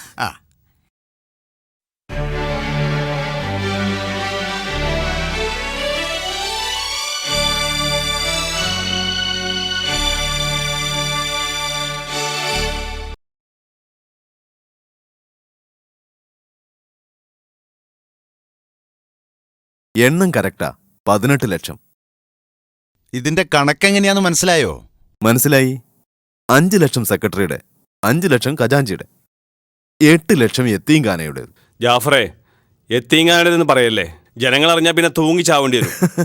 നിങ്ങൾ എന്തിനു ജനങ്ങളോട് പറയാൻ പോണു? യത്തീംഖാനയുടെ 8 ലക്ഷം ഉറുപ്പ്യ സെക്രട്ടറിയുടെയും ഖജാഞ്ചിയുടെയും ജോയിന്റ് അക്കൗണ്ടിൽ പിൻവലിച്ച് ജാഫറിന്റെ ബിസിനസ്സിൽ നിക്ഷേപിച്ചു എന്ന് ഞങ്ങൾ മൈക്കെട്ടി പറയാ. ഇതാരെങ്കിലും പുറത്തറിയുന്നുണ്ടെങ്കിൽ നിങ്ങൾ 2-1 വഴിയായിരിക്കും. അല്ലാതെ എന്റെ വായിലൂടെ 3-മതൊരാൾ ഇതറിയില്ല. എന്താ പോരെ? യത്തീംഖാനൻ്റെത് മാത്രമല്ല, ഞങ്ങളെ സ്വന്തം ഷെയറിന്റെ കാര്യം ആരും അറിയണ്ട.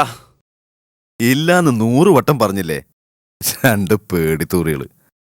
ഞാനിറങ്ങാം. അടുത്ത മാസം മുതൽ കൃത്യമായി ലാഭം വന്ന് വാങ്ങിക്കൊള്ളണം. എനിക്ക് നിങ്ങളെ കണക്ക് മാത്രം നോക്കിയാൽ പോരാ, 10-40 പേരുടെ ഷെയറുകൾ കൈകാര്യം ചെയ്യാനുള്ളതാ. പിന്നെ നിങ്ങളുടെ അറിവില് വല്ല ഭൂമിയോ വീടുകളോ ബിസിനസ് സ്ഥാപനങ്ങളോ വിൽക്കുന്നവരുണ്ടെങ്കിൽ എന്നെ ഒന്ന് അറിയിക്കണം. അത് കേരളത്തിന്റെ പുറത്താണെങ്കിൽ നമുക്ക് വാങ്ങിക്കാം. അതിന്റെ ഗുണം നിങ്ങൾക്കൂടി കിട്ടും. എന്നാ ഓക്കെ. ശരി.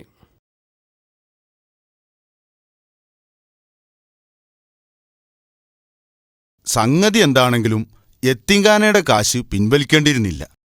ഇജ്ജ് നിർബന്ധിച്ചിട്ടാ ഞാൻ ചെക്കിൽ ഒപ്പിട്ടത്. വിവരക്കേട് പറയാതടോ. ആ പണം വെറുതെ ബാങ്കിൽ കിടന്നിട്ട് ആർക്കാ ഗുണം? യത്തീംഖാനക്ക് ആവശ്യം വരുമ്പോൾ ഈ പണം തിരിച്ച് നമ്മൾ ബാങ്കിൽ തന്നെ ഇടൂലേ? അതുവരെ മാസം മാസം കിട്ടുന്ന ലാഭം അനക്കെന്താ പുളിക്കോ? നീ ആള് കൊള്ളാലോ. മറ്റുള്ളവരുടെ കാശ് വെച്ച് നീ ലാഭം ഉണ്ടാക്കുക. ഇതൊക്കെ ശരിയാണോ അൻവർ? വെറുതെ കിടക്കുന്ന കാശല്ലേ, അവർക്കും എന്തെങ്കിലുമൊക്കെ ലാഭം കൊടുക്കാമെന്ന് വിചാരിക്കുന്നുണ്ട്. അവർ സംഖ്യ തിരിച്ചു വെച്ചാലോ? 1-2 കൊല്ലത്തേക്കൊന്നും ആരും മടക്കി ചോദിക്കൂല. ഇനി 1-2 പേര് ചോദിച്ചാലും അത് തിരിമറി ചെയ്ത് കൊടുക്കാവുന്നതേ ഉള്ളൂ. അഥവാ എല്ലാവരും ഒരുമിച്ച് ചോദിച്ചാൽ ഇവിടുന്ന് പിൻവലിക്കാമല്ലോ. അത്രയും കാലത്തെ ലാഭം തന്നെ എനിക്കൊരു നേട്ടല്ലേ. കുവൈത്തിൽ നിനക്ക് മാസ ശമ്പളം എത്രയാ? നാട്ടിലെ ഒരു 35,000 കിട്ടും. ചെലവെല്ലാം കഴിഞ്ഞാൽ ഒരു 20,000 മിച്ചം വരും. നിനക്ക് ഏതൊക്കെ ഭാഷകൾ അറിയാം? ഇംഗ്ലീഷും ഹിന്ദിയും അറബിയും. ഗ്രാമറൊന്നും അറിയില്ല കേട്ടോ, സംസാരിക്കാൻ അറിയാം. നിനക്ക് മാസത്തിൽ 25,000 രൂപ ശമ്പളമായി ഞാൻ തരാം. ഇവിടെ സെക്രട്ടറിയെ ജോലി ചെയ്യാൻ താല്പര്യമുണ്ടോ? സാറ് കളിയാക്കുകയാണോ? No, I am serious. നീ സമർത്ഥനാണ്. നിന്നെപ്പോലൊരാളെ എനിക്ക് വേണം. എന്റെ കൂടെ തന്നെ വേണം. ഞാനാണെങ്കിൽ ഈ ഓഫീസ് ടൗണിലേക്ക് മാറ്റാനുള്ള ശ്രമത്തിലുമാണ്. അവിടെ എനിക്കൊരു സെക്രട്ടറിയെ വേണം. അത് അൻവറായിരിക്കും. ഈ കമ്പനി വളരുന്നതോടൊപ്പം നിനക്ക് ഉയരാം. മാത്രവുമല്ല, നീ ഇപ്പം ചെയ്തതുപോലെ കമ്പനിക്ക് കുറെ പുതിയ ഷെയറുകൾ പിടിച്ചാൽ ആ ഇനത്തിൽ കമ്മീഷൻ വേറെയും തരും. എന്താ, സമ്മതമാണോ?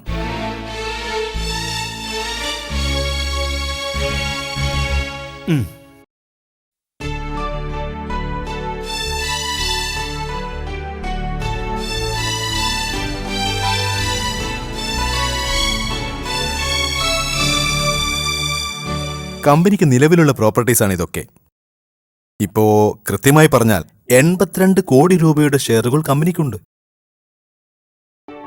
ഈ പ്രോപ്പർട്ടീസ് മൊത്തം വിറ്റ് കാശാക്കിയാൽ ഏകദേശം 130 കോടി രൂപയെങ്കിലും കിട്ടും.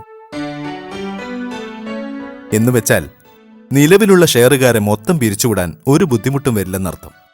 അൻവറിരിക്കെ. ഇനി മറ്റൊരു പ്രധാന കാര്യം. ഈ പ്രോപ്പർട്ടീസ് പലതും രജിസ്റ്റർ ചെയ്തിരിക്കുന്നത് ഷെയർ ഹോൾഡേഴ്സിന്റെ പേരിലാണ്. ചെറുകിടക്കാരല്ല ഉദ്ദേശിച്ചത്. വലിയ സംഖ്യ മുതൽ മുടക്കിയ ആളുകളുണ്ട്. ഉദാഹരണം ഈ അൻവർ തന്നെ. 2 കോടി വില വരുന്നൊരു മെറ്റൽ ക്രഷറും കർണാടകയിൽ ഇഞ്ചി കൃഷി ചെയ്യാൻ പറ്റിയ 1000 ഏക്കർ ഭൂമിയും രജിസ്റ്റർ ചെയ്തിരിക്കുന്നത് ഇവന്റെ പേരിലാണ്. ഇനി എനിക്കെന്തേലും സംഭവിച്ചാ ഇവന്റെ കെയർ ഓഫിൽ വന്ന ഷെയറുകാർക്ക് നഷ്ടം സംഭവിക്കാതിരിക്കാൻ ചെയ്യുന്ന മുൻകരുതലാണിത്. പറഞ്ഞു വന്നതെന്താണെന്ന് വെച്ചാൽ, താങ്കളുടെ കയ്യിലൂടെ വരുന്ന കാശ് എത്രയായാലും ആ മൂല്യത്തിനുള്ള സ്ഥാപനമോ ഭൂമിയോ തോട്ടമോ താങ്കളുടെ പേരിൽ രജിസ്റ്റർ ചെയ്യപ്പെടുന്നർത്ഥം. അല്ലോ സ്മാക്ക, മകളുടെ കല്യാണം ഉഷാറായിട്ട് കഴിഞ്ഞില്ലേ? ഉഷാറായി 100 വട്ടം പറയണം. അല്ല, സംഖ്യ നല്ലോണം പിരിഞ്ഞിട്ടിയോ? കിട്ടാതെ നിൽക്കൂല. സൂപ്പിയാക്കാൻ്റെ ജാഫറെ കാര്യമായിട്ട് എന്തോ കൊടുത്തിട്ടുണ്ടെന്നാ കേട്ടത്. സത്യം പറയാലോ, ജാഫറിനോട് എനിക്ക് തീർത്താ തീരാത്ത നന്ദിണ്ട്. എത്രയാവും തന്നെന്നറിയോ? 50,000 ഉറുപ്പ്യ. നമ്മുടെ നാട്ടില് ഇത്തിരി ഒരു ഉസുരും പൊളിയുള്ള ആൺകുട്ടി പിന്നെ മുമ്പുണ്ടായിട്ടുണ്ടോ? അല്ല, യൂനിസ് എത്ര തന്ന്? ഓൻ 1000 ഉറുപ്പ്യ. 2-3 കൊല്ലം കൊണ്ടുണ്ടായ ഒരു വ്യത്യാസം ആലോചിച്ച് നോക്കി. ജാഫർ ഇപ്പം എവിടെ എത്തി? യൂനിസ് ഇപ്പോഴും ആ കടയിൽ തന്നെ. ജാഫർ ഗൂഡല്ലൂരിൽ തേയിലത്തോട്ടൊക്കെ എടുത്തു കേട്ടു. സത്യാണത്. ഒരു 2-3 ലക്ഷം ഉറുപ്പ്യ ഉണ്ടായിരുന്നെങ്കിൽ ജാഫറിന്റെ കമ്പനി കൊണ്ടേ കൂടായിരുന്നു. പിന്നെ പണിക്കൊന്നും പോണ്ട, മാസാമാസം ലാഭം വാങ്ങി കഴിഞ്ഞുകൂടായിരുന്നു. മാസാമാസം ലാഭം കിട്ടിയെങ്കിലല്ലേ? ആ കാര്യത്തില് ജാഫർ 100ക്ക് 100. ലാഭം കൃത്യമായിട്ട് കൊടുക്കും. നമ്മളെ നാട്ടിൽ പല ആൾക്കാർക്കും ഓന്റെ കച്ചവടത്തിൽ ഷെയർ ഉണ്ട്. ഓലാരും ഇതുവരെ ജാഫറിന്റെ കുറ്റം പറയണത് ഞാൻ കേട്ടിട്ടില്ല. കുട്ടീനെ കെട്ടിക്കാനുള്ളതുകൊണ്ട് ഉസ്മാൻക്ക് കമ്പനിയാരും കിട്ടി. എനിക്കാണെങ്കിൽ 2 ആൺകുട്ടികളായിപ്പോയി. എന്തൊരു കഷ്ടല്ലേ. എനിക്ക് പെൺകുട്ടിയുണ്ട്, പക്ഷെ കെട്ടിക്കണമെങ്കിൽ ചുരുങ്ങിയ ഒരു 10 കൊല്ലം കഴിയണം. 10 കൊല്ലം കഴിഞ്ഞിട്ടാണെങ്കിൽ എൻ്റെ കുട്ടിൻ്റെ കല്യാണത്തിന് ചുരുങ്ങിയത് 5 ലക്ഷം ഉറുപ്പ്യനെങ്കിലും ജാഫർ എനിക്ക് വരും.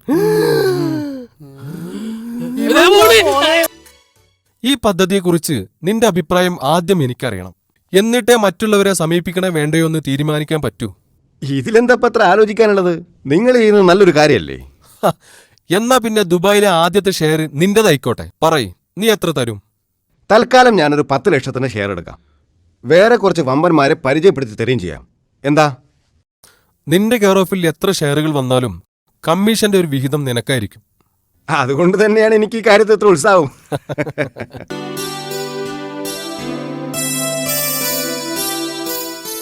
1,10,000 ദിർഹമുണ്ട്. അതായത് നാട്ടിലെ 14 ലക്ഷം. വിശ്വസിച്ച് ഏൽപ്പിക്കുകയാണ്. ആ വിശ്വാസം ഞാൻ ജീവിച്ചിരിക്കുന്ന കാലത്തോളം അസ്ഥാനത്താവൂല. ശരി. ഓക്കെ.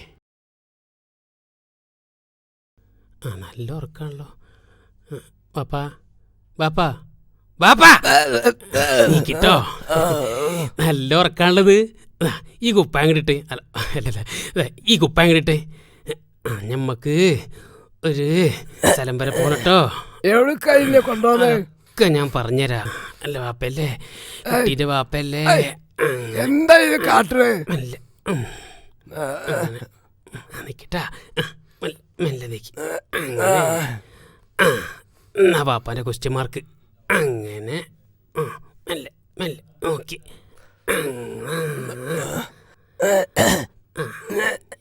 ഒക്കെ ശരിക്കും ഉണ്ട് വാപ്പ. നല്ല വഴിക്ക് പോവല്ലേ നമ്മള്. എവിടെക്കാന്നെ കൊണ്ടുപോകണത്? നമുക്ക് ബാങ്ക് വരെ പോണം. ബാങ്ക് എത്തോ?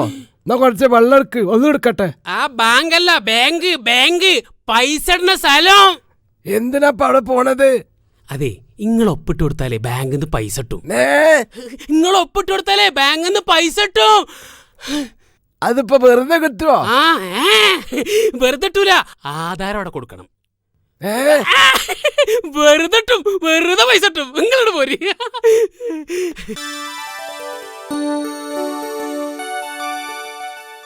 ഇത് 26 പവുണ്ട്. നിങ്ങൾ പരമാവധി വില തരീട്ടോ.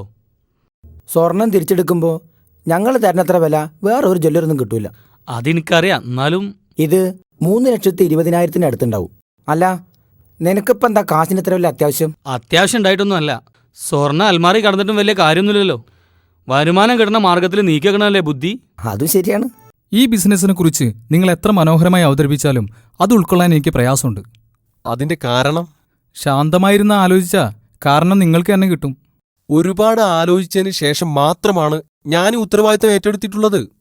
നിങ്ങൾക്ക് ഒരുപാട് ലാഭം കിട്ടുന്ന ഉത്തരവാദിത്തം എന്ന് പറയുന്നതല്ലേ ശരി? ലാഭം എനിക്ക് മാത്രമല്ലല്ലോ. അല്ലെങ്കിൽ എനിക്കിതിലെന്ത് ലാഭം? ചെറിയൊരു കമ്മീഷൻ കിട്ടും. നിങ്ങൾക്ക് അങ്ങനെയല്ലല്ലോ.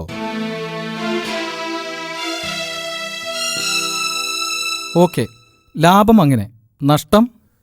അതാണ് ഞാൻ ആദ്യം പറഞ്ഞത്. ഈ ബിസിനസ്സിൽ നഷ്ടം എന്നൊരു സംഗതിയേ വരുന്നില്ല. അതുകൊണ്ട് തന്നെയാണ് ഈ പദ്ധതി ഉൾക്കൊള്ളാൻ എനിക്ക് പ്രയാസമുണ്ടെന്ന് ഞാനും പറഞ്ഞത്. അതുകൊണ്ട് ഈ ഡിസ്കഷൻ നമുക്കിവിടെ അവസാനിപ്പിക്കാം. പതിവ് പോലെ നിങ്ങളുടെ സ്ഥാപനത്തിന് വല്ല ഡൊണേഷനും വേണമെങ്കിൽ ഞാൻ തരാം. നമ്മുടെ നാട്ടുകാരിൽ നിങ്ങൾ മാത്രമാണ് എന്നോട് ഇങ്ങനെ പ്രതികരിച്ചത്.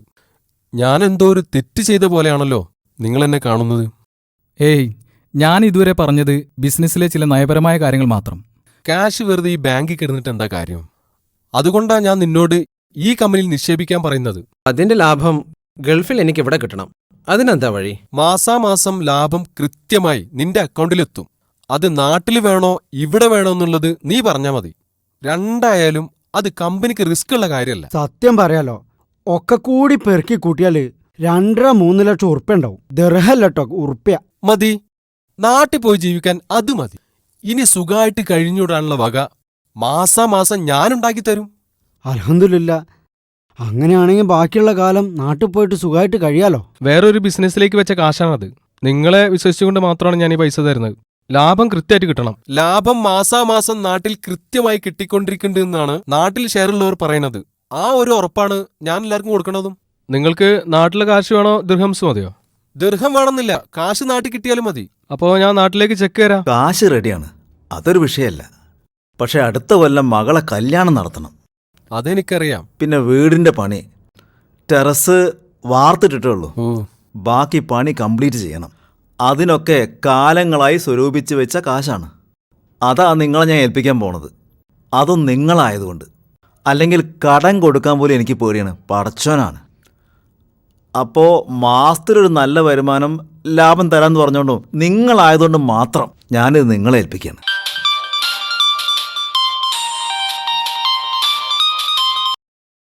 അഷ്റഫാണേ, ദുബായിന്നേ. അഷ്റഫ് ഖാൻ, ഞാൻ അങ്ങോട്ട് വിളിക്കണം എന്ന് വിചാരിച്ചിരിക്കുകയായിരുന്നു. തിരക്കൊണ്ടാ. പിന്നെ എങ്ങനെയുണ്ട് നമ്മുടെ കാര്യങ്ങളൊക്കെ? അതിനെപ്പറ്റി പറയാനാണ് ഞാൻ ഇപ്പൊ വിളിച്ചതേ. എന്തു പറ്റി? ഷെയറുകളൊന്നും കിട്ടുന്നില്ല? ഷെയറുകൾ കിട്ടുന്നതാണ് ഇപ്പൊ എന്റെ പ്രശ്നം. എന്ന് വെച്ചാ ഓരോരുത്തര് 5-10 ലക്ഷങ്ങളാ ഓഫർ തരുന്നത്. നിന്റെ ഒരാളുടെ ഉറപ്പിന്റെ പേരിൽ മാത്രമാണ് കേട്ടോ ഞാനിതൊക്കെ ചെയ്യുന്നത്. എന്താ അഷ്റഫ് ഖാൻ നിങ്ങൾ ഈ പറയണത്? കാര്യങ്ങളൊക്കെ നമ്മൾ വിശദമായി സംസാരിച്ചതല്ലേ? പോരാത്തതിന് കമ്പനിയിൽ വന്ന് നിങ്ങൾ കാര്യങ്ങളൊക്കെ നേരിട്ട് മനസ്സിലാക്കുകയും ചെയ്തു. അപ്പൊ അതിനെപ്പറ്റി നിങ്ങൾക്കൊരാശങ്കയും വേണ്ട. അല്ല, സംഖ്യ എത്ര പിരിഞ്ഞു കിട്ടി? ഇപ്പോ ഏകദേശം ഒരു 1.5 കോടി രൂപയോളം കിട്ടിയിട്ടുണ്ട്. ഈ ആഴ്ച കുറച്ച് VIP-കളെ കൂടെ കാണുന്നുണ്ട്. വളരെ നന്നായി. അല്ല, ഇനി എന്താ അടുത്ത പരിപാടി? ഇവിടുന്ന് ഖത്തറിലേക്ക് പോവാനായിരുന്നു പരിപാടി. വലിയൊരു സംഖ്യ കിട്ടിയ സ്ഥിതിക്ക് അടുത്ത ആഴ്ച നാട്ടിലേക്ക് തന്നെ മടങ്ങുകയാണ്. കുവൈറ്റും ഖത്തറും ഒക്കെ ഒന്ന് സന്ദർശിച്ചിട്ട് പോരെ മടക്കം. ഇതിന് നിങ്ങൾ കൃത്യമായി ലാഭം തരുന്നുണ്ടോന്ന് ഞാനൊന്ന് നോക്കട്ടെ. നല്ല നിലക്കാണെങ്കിൽ ഗൾഫിലെ മറ്റു സ്ഥലങ്ങളെല്ലാം ഞാൻ സന്ദർശിച്ചുകൊണ്ടിരിക്കാം. നിങ്ങളുടെ തീരുമാനം അങ്ങനെയാണെങ്കിൽ അങ്ങനെ തന്നെ നടക്കട്ടെ. പിന്നെ എന്താ ആവശ്യമുണ്ടെങ്കിലും വിളിക്കാൻ മടിക്കരുതേ. കയ്യിൽ നിറയെ നിക്ഷേപങ്ങൾ കുമിഞ്ഞുകൂടുമ്പോൾ കാണാക്കനവിൻ സുന്ദര തീരത്തേക്കിവൻ അണയുന്നു. കയ്യിൽ നിറയെ നിക്ഷേപങ്ങൾ കുമിഞ്ഞുകൂടുമ്പോൾ കാണാക്കനവിൻ സുന്ദര തീരത്തേക്കിവൻ അണയുന്നു. കാറ്റ് കൊടുങ്കാറ്റാകുമ്പോൾ പുതുവേഗത നേടുമ്പോൾ കച്ചവടത്തിൻ മായാ സ്വപ്ന കോട്ടകൾ ഉയരുന്നു.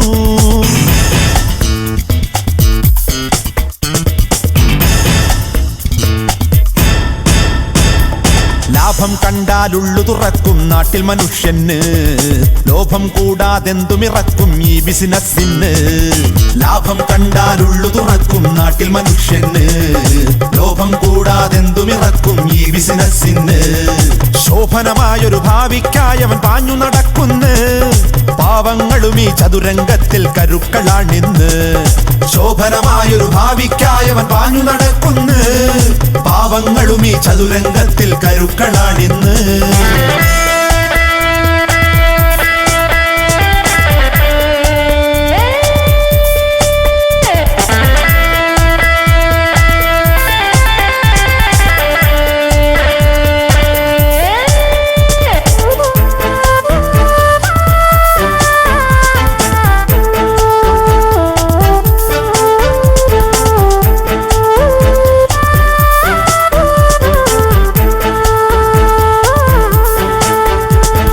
മാസം തോറും ലാഭം നൽകും മോഹന വാഗ്ദാനം, ആശ പെരുത്തവർ എല്ലാം നൽകിയൊരുക്കി വരുമാനം.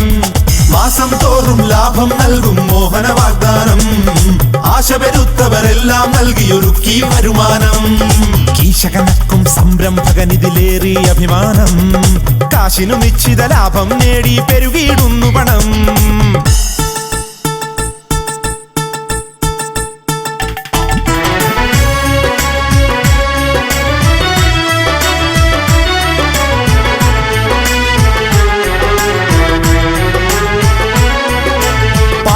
പുരയെ പോലും പണയം വെച്ചവരുണ്ടേറെ, ഓർക്കാതെല്ലാ മുതലും അവനായി നൽകിയവർ വേറെ. പാർക്കും പുരയെ പോലും പണയം വെച്ചവരുണ്ടേറെ, ഓർക്കാതെല്ലാ മുതലും അവനായി നൽകിയവർ വേറെ. മുക്കിയൊരുക്കിയ സ്വർണം വിറ്റും നിക്ഷേപിച്ചേറെ, മുക്കാലിന്നു കൊതിച്ചു ജനക്കൂട്ടം വരവായി ചാരേ. മന്ത്രി മുതൽ കൂലിത്തൊഴിലാളികൾ പോലും നൽകുന്നു, തന്ത്രിയും സിദ്ധനും അതിലാഭക്കൊതിയേറി ഇറക്കുന്നു. ക്ലാർക്ക് മുതൽക്കു കലക്ടർ വരെ പണം എണ്ണിയെടുക്കുന്നു, വാക്കിൽ മയങ്ങി പ്രവാസികൾ മുഴുവൻ ഷെയറിലൊടുക്കുന്നു.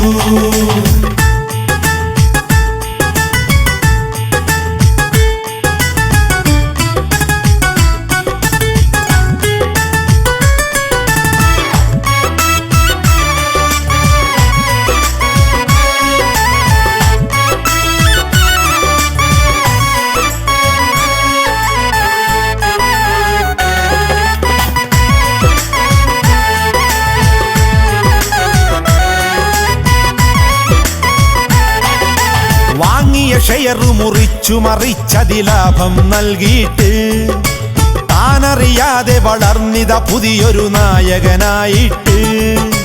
വാങ്ങിയ ഷെയറു മുറിച്ചു മറിച്ചതിലാഭം നൽകിയിട്ട് താനറിയാതെ വളർന്നിതാ പുതിയ നായകനായിട്ട്. മാനം നോക്കി നടന്നവനിപ്പോൾ വാനിൽ സർക്കിട്ട്, സ്ഥാനത്തിനു മികച്ചവരൊപ്പം തോളിൽ കൈയിട്ട്. ആഡംബരമായി കാറുകളേറി വീടൊരു കൊട്ടാരം. ആരോടും കളിമിണ്ടാതായി ഇല്ലാതായി നേരം. ആളുകൾ നൽകിയ പണവും കൊണ്ടാണിക്കളി അന്നേരം. ആരാനും ദുനിയാവിലെ നീതിയെ ഓർത്താൻ ഉപകാരം. കഴിഞ്ഞ മാസത്തെ ലാഭം ഇതുവരെ നിങ്ങൾ വാങ്ങിയിട്ടില്ല. നിങ്ങൾക്ക് ആവശ്യമില്ല, പിന്നെ വല്ല നേർച്ചപ്പെട്ടിയിലിടേണ്ടി വരും. എനിക്ക് നിങ്ങളൊരാളുടെ കണക്ക് മാത്രം നോക്കി ഇവിടെ ഇരുന്നാ പോരാ. പഴയ അവസ്ഥ അല്ല ഇപ്പോ. കോടികളുടെ കണക്കാണ് ഓരോ മാസവും വന്നുകൊണ്ടിരിക്കുന്നത്. ഒരു സെക്കൻഡേ. അതിനെതിരെ ഇങ്ങോട്ട് വിളിച്ചു ചോദിക്കുന്നത്? ഒന്നുകിൽ റിസപ്ഷനിലേക്ക് വിളിക്കുക, അല്ലെങ്കിൽ അക്കൗണ്ട്സിൽ വിളിച്ച് ചോദിക്കുക. ഓക്കെ? പിന്നെ അതാത് മാസം ലാഭം വാങ്ങാൻ ബുദ്ധിമുട്ടാണെങ്കിലേ മുതലിൽ ഏൽപ്പിച്ചോളൂ. ഓക്കെ?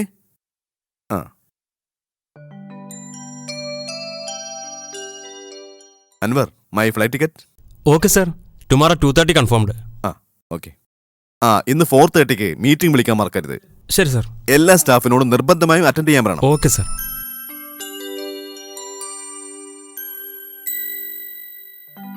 പറഞ്ഞോളൂ. ഒരു സംശയം ചോദിച്ചോട്ടെ. ഈ സ്ഥാപനം നിങ്ങളൊരു വ്യക്തിയാണല്ലോ നടത്തുന്നത്. പിന്നീട് എന്തെങ്കിലും സംഭവിച്ചാൽ ഈ കാശ് തിരിച്ചു കിട്ടാനുള്ള സംവിധാനം ഉണ്ടാവുമല്ലോ അല്ലേ? നിങ്ങൾക്ക് പോകാം. അയ്യോ, അത് പറയരുത്. ഞാനൊരു സംശയം ചോദിച്ചെന്നേ ഉള്ളൂ. ഈ സ്ഥാപനത്തെ കൊച്ചാക്കുന്ന സംശയ നിങ്ങൾ ഇപ്പൊ ചോദിച്ചത്. മാത്രമല്ല, ഇതുവരെ ആരും ഇത്തരം സംശയങ്ങൾ എന്നോട് ചോദിച്ചിട്ടില്ല. സോറി സാർ, എന്റെ സംശയം ഞാൻ പിൻവലിച്ചു. അല്ലെങ്കിലും 300 കോടിയിലധികം ആസ്തിയുള്ള ഒരു കമ്പനിയോട് ഇത്തരം ചോദ്യങ്ങളുടെ ആവശ്യമുണ്ടോ? പറയൂ, എന്തു വേണം?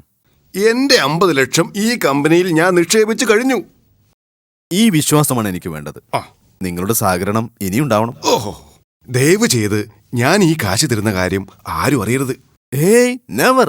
നിങ്ങൾ ഇവിടെ കാശ് തന്നിട്ടേ ഇല്ല. ഓഹോ, അതല്ല, ഇതാരും അറിയില്ലെന്നർത്ഥം. ഓഹോ, സന്തോഷം. സന്തോഷം.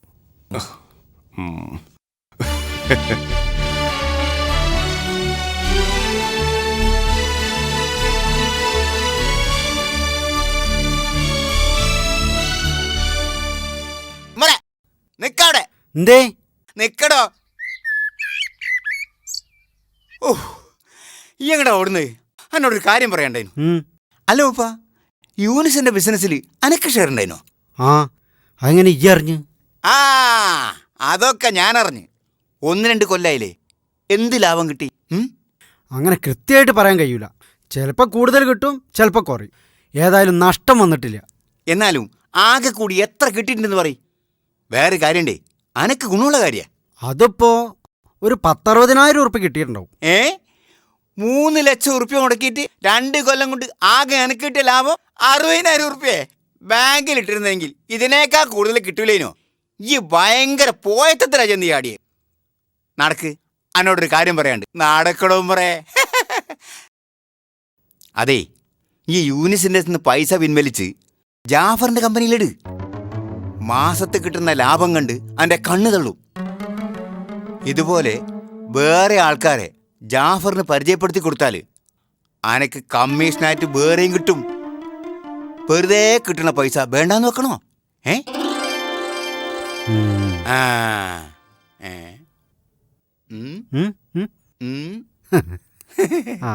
നിങ്ങളെ രണ്ടാളും കണ്ട ഏതായാലും നന്നായി. എന്തേ? നിങ്ങള് രണ്ടിലൊരാള് എനിക്കൊരു 1000 ഉറുപ്പ്യ കടം തരണം. അടുത്ത ആഴ്ച തിരിച്ചു തരും. മകളെ കുട്ടിൻ്റെ കാല് തീപ്പൊള്ളിയിട്ട് ആശുപത്രിയിൽ അഡ്മിറ്റാ. ഒരാൾക്ക് ബുദ്ധിമുട്ടാണെങ്കിൽ നിങ്ങൾ രണ്ടാളും കൂടി 500 തന്നാലും മതി. എങ്ങനെയുണ്ട് ഉമ്മറെ? ഞാൻ തന്നെ നയാ പൈസ കയ്യിലില്ലാതെ നട്ടം തിരിഞ്ഞ് നിൽക്കുമ്പോൾ ഉമ്മറിൻ്റെ വയ്യെ കൂടി ഓനോട് കടം ചോദിക്കാൻ നേരത്തെ എൻ്റെ വരവ്. എന്നാ നിങ്ങളെന്നാലും മതി.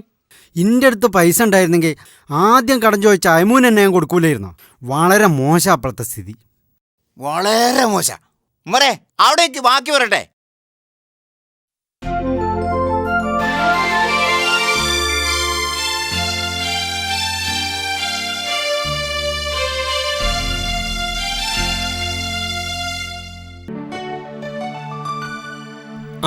ഇരിക്കെ. സാറ് ഇന്ന് കുറച്ച് ബിസിയാണ്. 2:30 ഫ്ലൈറ്റിന് സിംഗപ്പൂർ പോകാൻ വേണ്ടി ഇരിക്കുക. ഇപ്പോൾ ഇറങ്ങും. ഡ്രസ്സ് ചേഞ്ച് ചെയ്തുകൊണ്ടിരിക്കുക. നിങ്ങളൊന്ന് വിളിച്ചിട്ട് വരികയാണെങ്കിൽ വലിയ പ്രശ്നം ഉണ്ടാവില്ലായിരുന്നു. വിളിച്ചായിരുന്നോ? ഇല്ല, വിളിച്ചിട്ടില്ല. ഇല്ലല്ല, അതാ പറ്റിയേ. ആ, സാറ് വരുന്നുണ്ടല്ലോ.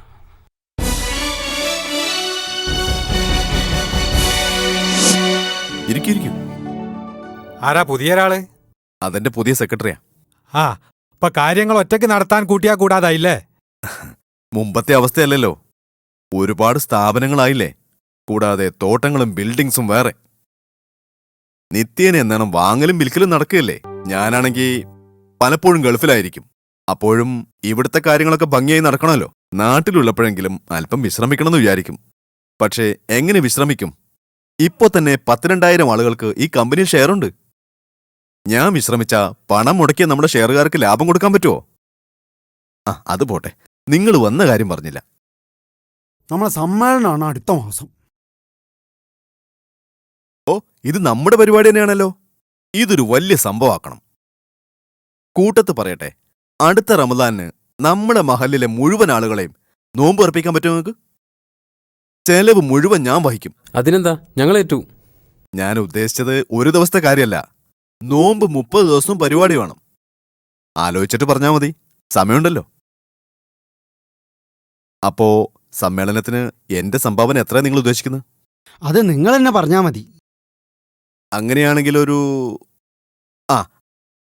അതിനിടയ്ക്കൊരു സംശയം ചോദിക്കട്ടെ. ഞങ്ങൾ ദുബായിലെ ഒരു പുതിയ സൂപ്പർ മാർക്കറ്റ് വിലക്ക് വാങ്ങിയിട്ടുണ്ട്. അതിന്റെ ഉദ്ഘാടനവുമായി ബന്ധപ്പെട്ട് മലയാള സിനിമാ നടീനടന്മാർ പങ്കെടുക്കുന്ന ഒരു ചെറിയ പരിപാടി ഞാൻ സ്പോൺസർ ചെയ്യാൻ ഉദ്ദേശിക്കുന്നുണ്ട്. ഒരു ചെറിയ സ്റ്റേജ് ഷോ, കുറച്ച് പാട്ടും ഡാൻസും മിമിക്രിയൊക്കെയാണ് ഉദ്ദേശിക്കുന്നത്. അപ്പോ ഞാൻ ചോദിക്കുന്നത് എന്താന്ന് വെച്ചാൽ, മതപരമായി നോക്കുമ്പോ അതിൽ തെറ്റൊന്നും ഇല്ലല്ലോ അല്ലേ? അല്ല, അതിലിപ്പോഴത്തെ കാലത്ത് ഡാൻസ്. അതെ, അതാണല്ലോ പ്രേക്ഷകർക്ക് വേണ്ടത്. കാണികൾക്കൊന്ന് ചാടി കളിക്കാനുള്ള അവസരം കിട്ടും. ഓ, അപ്പൊ സമാധാനായി. ഞാൻ എന്ത് കാര്യം ചെയ്യുമ്പോഴും പണ്ഡിതന്മാരോട് അഭിപ്രായം ചോദിക്കാറുണ്ടേ. അവരുടെ ഒത്താശയില്ലാതെ നമുക്ക് ബിസിനസ് മുന്നോട്ട് കൊണ്ടുപോകാൻ പറ്റില്ലല്ലോ. അപ്പോ ഏതായാലും സമ്മേളനത്തിന് എന്റെ പകരം 5 ലക്ഷം രൂപ എഴുതിക്കോളൂ.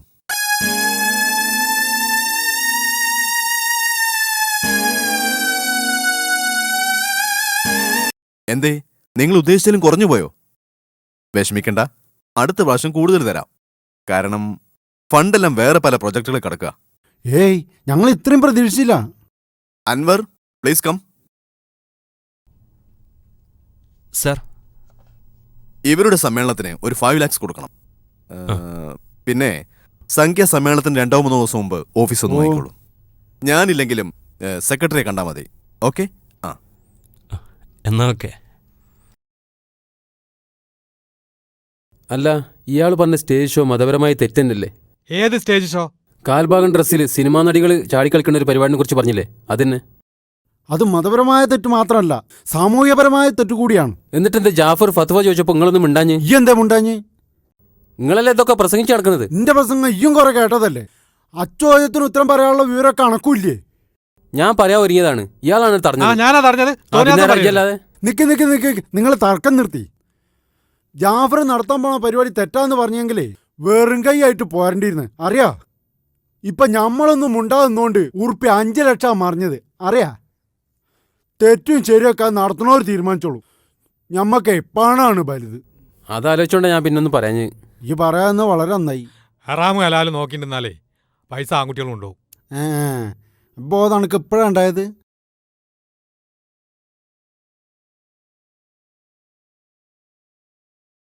ഡോക്ടർ ഇപ്പൊ ചെയ്യുന്നത് വലിയ വിഡ്ഢിത്തായിരിക്കും.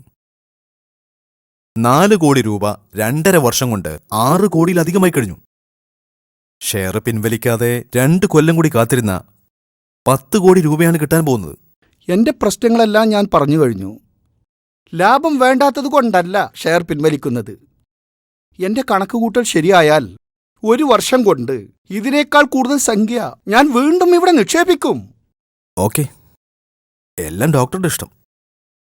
അപ്പോ നമ്മുടെ വ്യവസ്ഥ അനുസരിച്ച് ഷെയർ പിൻവലിക്കുന്നതിന്റെ 1 മാസം മുമ്പ് അറിയിക്കണമെന്നാണല്ലോ. അതനുസരിച്ച് ഇന്ന് 17-ാം തീയതി, അടുത്ത മാസം 16-ാം തീയതി ഇവിടെ ഒന്ന് കാശ് വാങ്ങിക്കോളും. Okay, thank you very much.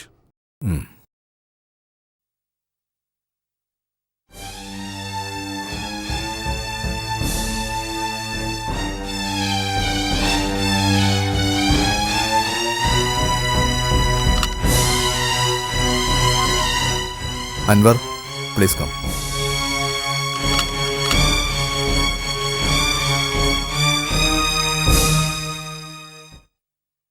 Sir, sit down.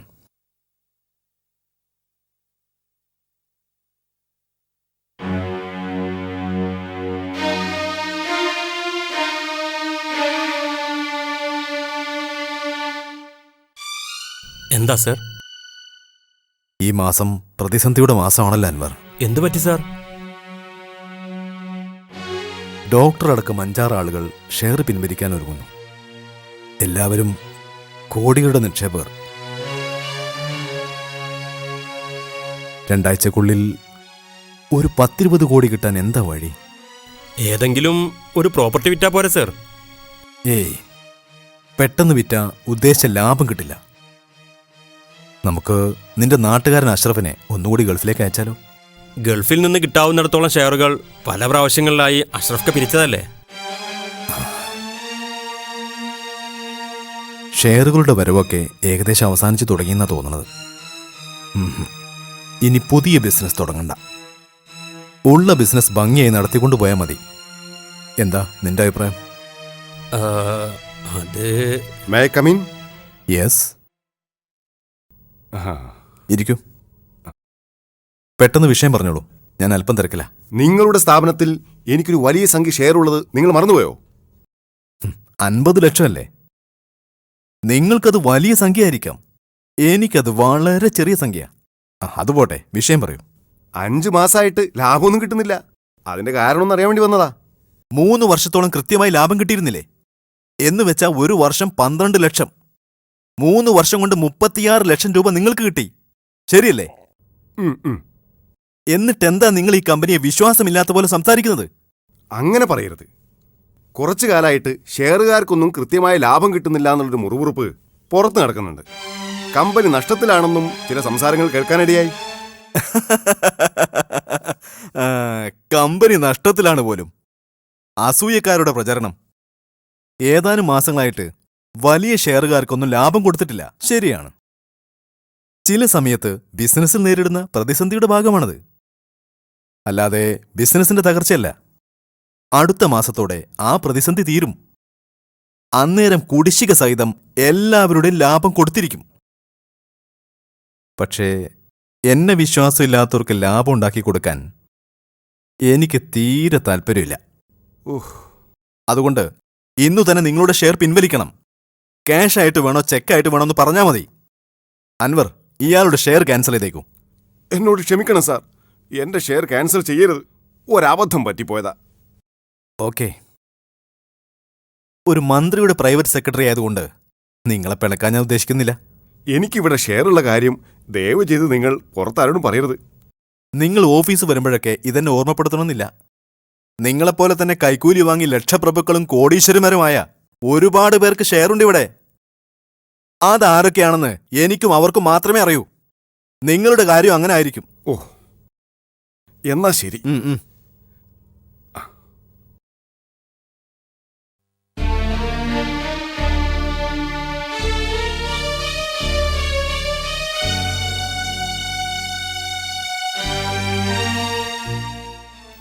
Sir, ഞാനൊരു കാര്യം ചോദിച്ചോട്ടെ? കുറച്ച് മാസങ്ങളായിട്ട് ഷെയർ ഹോൾഡേഴ്സ് ലാഭം കിട്ടാത്തതിൽ പരാതിപ്പെട്ടുകൊണ്ടിരിക്കുകയാണ്. എന്താ അവർക്ക് ലാഭം കൊടുക്കാത്തത്? ബിസിനസ്സിൽ ലാഭം കിട്ടാത്തതുകൊണ്ടാണോ? നീ തന്ന ഷെയറുകൾക്ക് കൃത്യമായി ലാഭം കിട്ടുന്നില്ലേ? നിന്റെ കെയർ ഓഫിൽ വന്ന ഷെയറുകളുടെ കമ്മീഷനും കൃത്യമായി കിട്ടുന്നില്ലേ? പോരാത്തിന് മാസത്തിൽ വലിയ സംഖ്യ ശമ്പളമായി വാങ്ങുന്നുണ്ടല്ലോ, ഇല്ലേ? എന്റെ കാര്യമല്ല സാർ ഞാൻ പറഞ്ഞത്.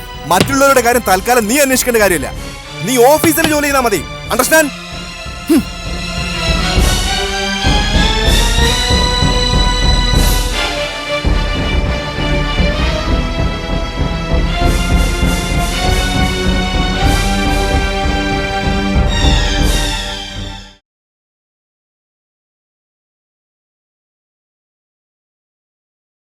എന്തേ രണ്ടാക്കൊന്നും പറയാല്ലേ?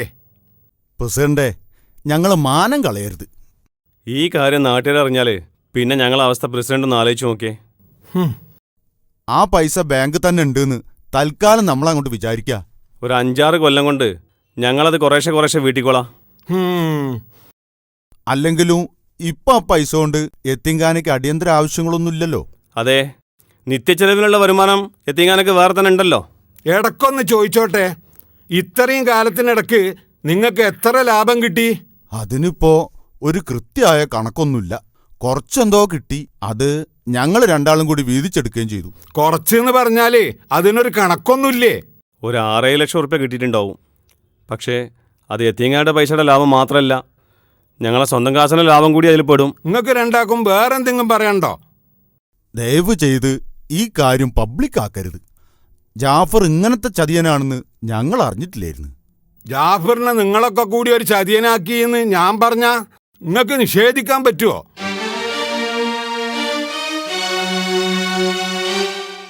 ഇത്രയും ജനങ്ങൾക്ക് ലാഭം വാരി കോരി കൊടുക്കാൻ മാത്രം എന്തെങ്കിലും ബിസിനസ് ജാഫറിനുണ്ടായിരുന്നോ എന്ന് നിങ്ങൾ പരിശോധിച്ചോ? ഒരാളോട് ഷെയർ വാങ്ങുക, അതിന്റെ പകുതി കൊണ്ട് കുറെ കാലം അയാൾക്ക് തന്നെ ലാഭം കൊടുക്കുക, ബാക്കി പകുതി കൊണ്ട് ആഡംബര ജീവിതം നയിക്കുക. ഇതായിരുന്നു ജാഫറിന്റെ ബിസിനസ്. അവസാനം ഷെയറിന്റെ വരവ് നിന്നു, ജാഫർ മുങ്ങി. ഇത് നമ്മളെ നാട്ടിൽ ആദ്യത്തെ സംഭവ. പക്ഷെ ജനങ്ങൾ പാഠം പഠിക്കൂല. ലാഭം കിട്ടുന്നു കേട്ടാല് വിവരമുള്ളവനും വിവരമില്ലാത്തവനും ഒക്കെ വിഡ്ഢികളാവണ നാടാത്. അത്തരം വിഡ്ഢികളെ കുറിച്ച് ആലോചിച്ച് സങ്കടപ്പെടാൻ തൽക്കാലം എനിക്ക് നേരല്ല. പിന്നെ നിങ്ങളെ കയ്യിൽ ലക്ഷങ്ങൾ ഉണ്ടായാലും നാട്ടിലെ പാവപ്പെട്ടവൻ അതുകൊണ്ട് കാര്യമൊന്നുമില്ലല്ലോ. അപ്പൊ അത് നമുക്ക് വിടാം. യതീങ്ങാനന്റെ 8 ലക്ഷം അക്കൗണ്ടിൽ നിന്ന് നഷ്ടപ്പെട്ട വിഷയത്തിലേക്ക് വരാം. അതെപ്പ തിരിച്ചു കിട്ടും?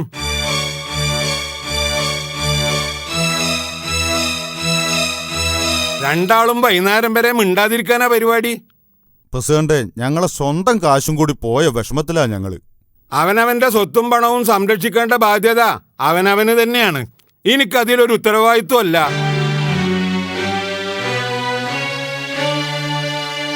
സ്വന്തം കഴിവുകേട് കൊണ്ടോ പണത്തോടുള്ള ആർത്തി കൊണ്ടോ സ്വത്ത് നഷ്ടപ്പെട്ടുകൊണ്ടേയിരിക്കും. അത് സ്വന്തം അനുഭവിച്ചാ മതി. പക്ഷെ യതീമക്കളെ സ്വത്തിൽ നിന്ന് ഒരു കടുകുമണി പോലും തെറ്റായ വഴിക്ക് നഷ്ടപ്പെടാൻ ഞാൻ പ്രസിഡന്റ് ആയിരിക്കുന്ന കാലത്ത് സമ്മതിക്കൂല.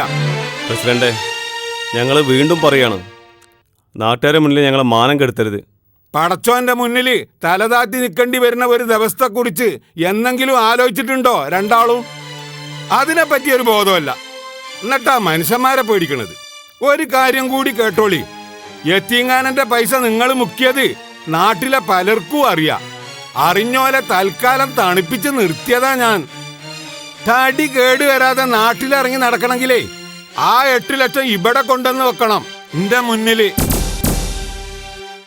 കൂട്ടത്തിൽ 2 കത്തും, നിങ്ങളെ രണ്ടാളെയും രാജിക്കത്ത്.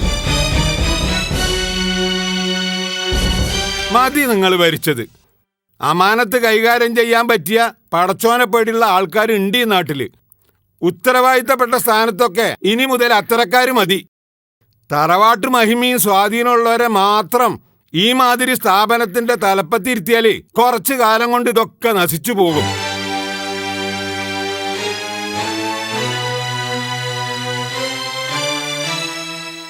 വാർത്തകൾ വിശദമായി. പ്രോഫിറ്റ് പ്രൊമോഷൻ കമ്പനി ഷെയർ തട്ടിപ്പ് പുതിയ വഴിത്തിരിവിലേക്ക്. കമ്പനിയുടെ MD ഒളിവിൽ പോയ MS ജാഫറിന്റെ പേഴ്സണൽ സെക്രട്ടറി അൻവർ അറസ്റ്റ്. കഴിഞ്ഞ ഒരു മാസക്കാലമായി ഈ കേസിലെ പ്രതികൾക്കായുള്ള തിരച്ചിലിനൊടുവിൽ നാടകീയമായാണ് അൻവറിനെ വീട്ടിൽ വെച്ച് പോലീസ് പിടികൂടിയത്.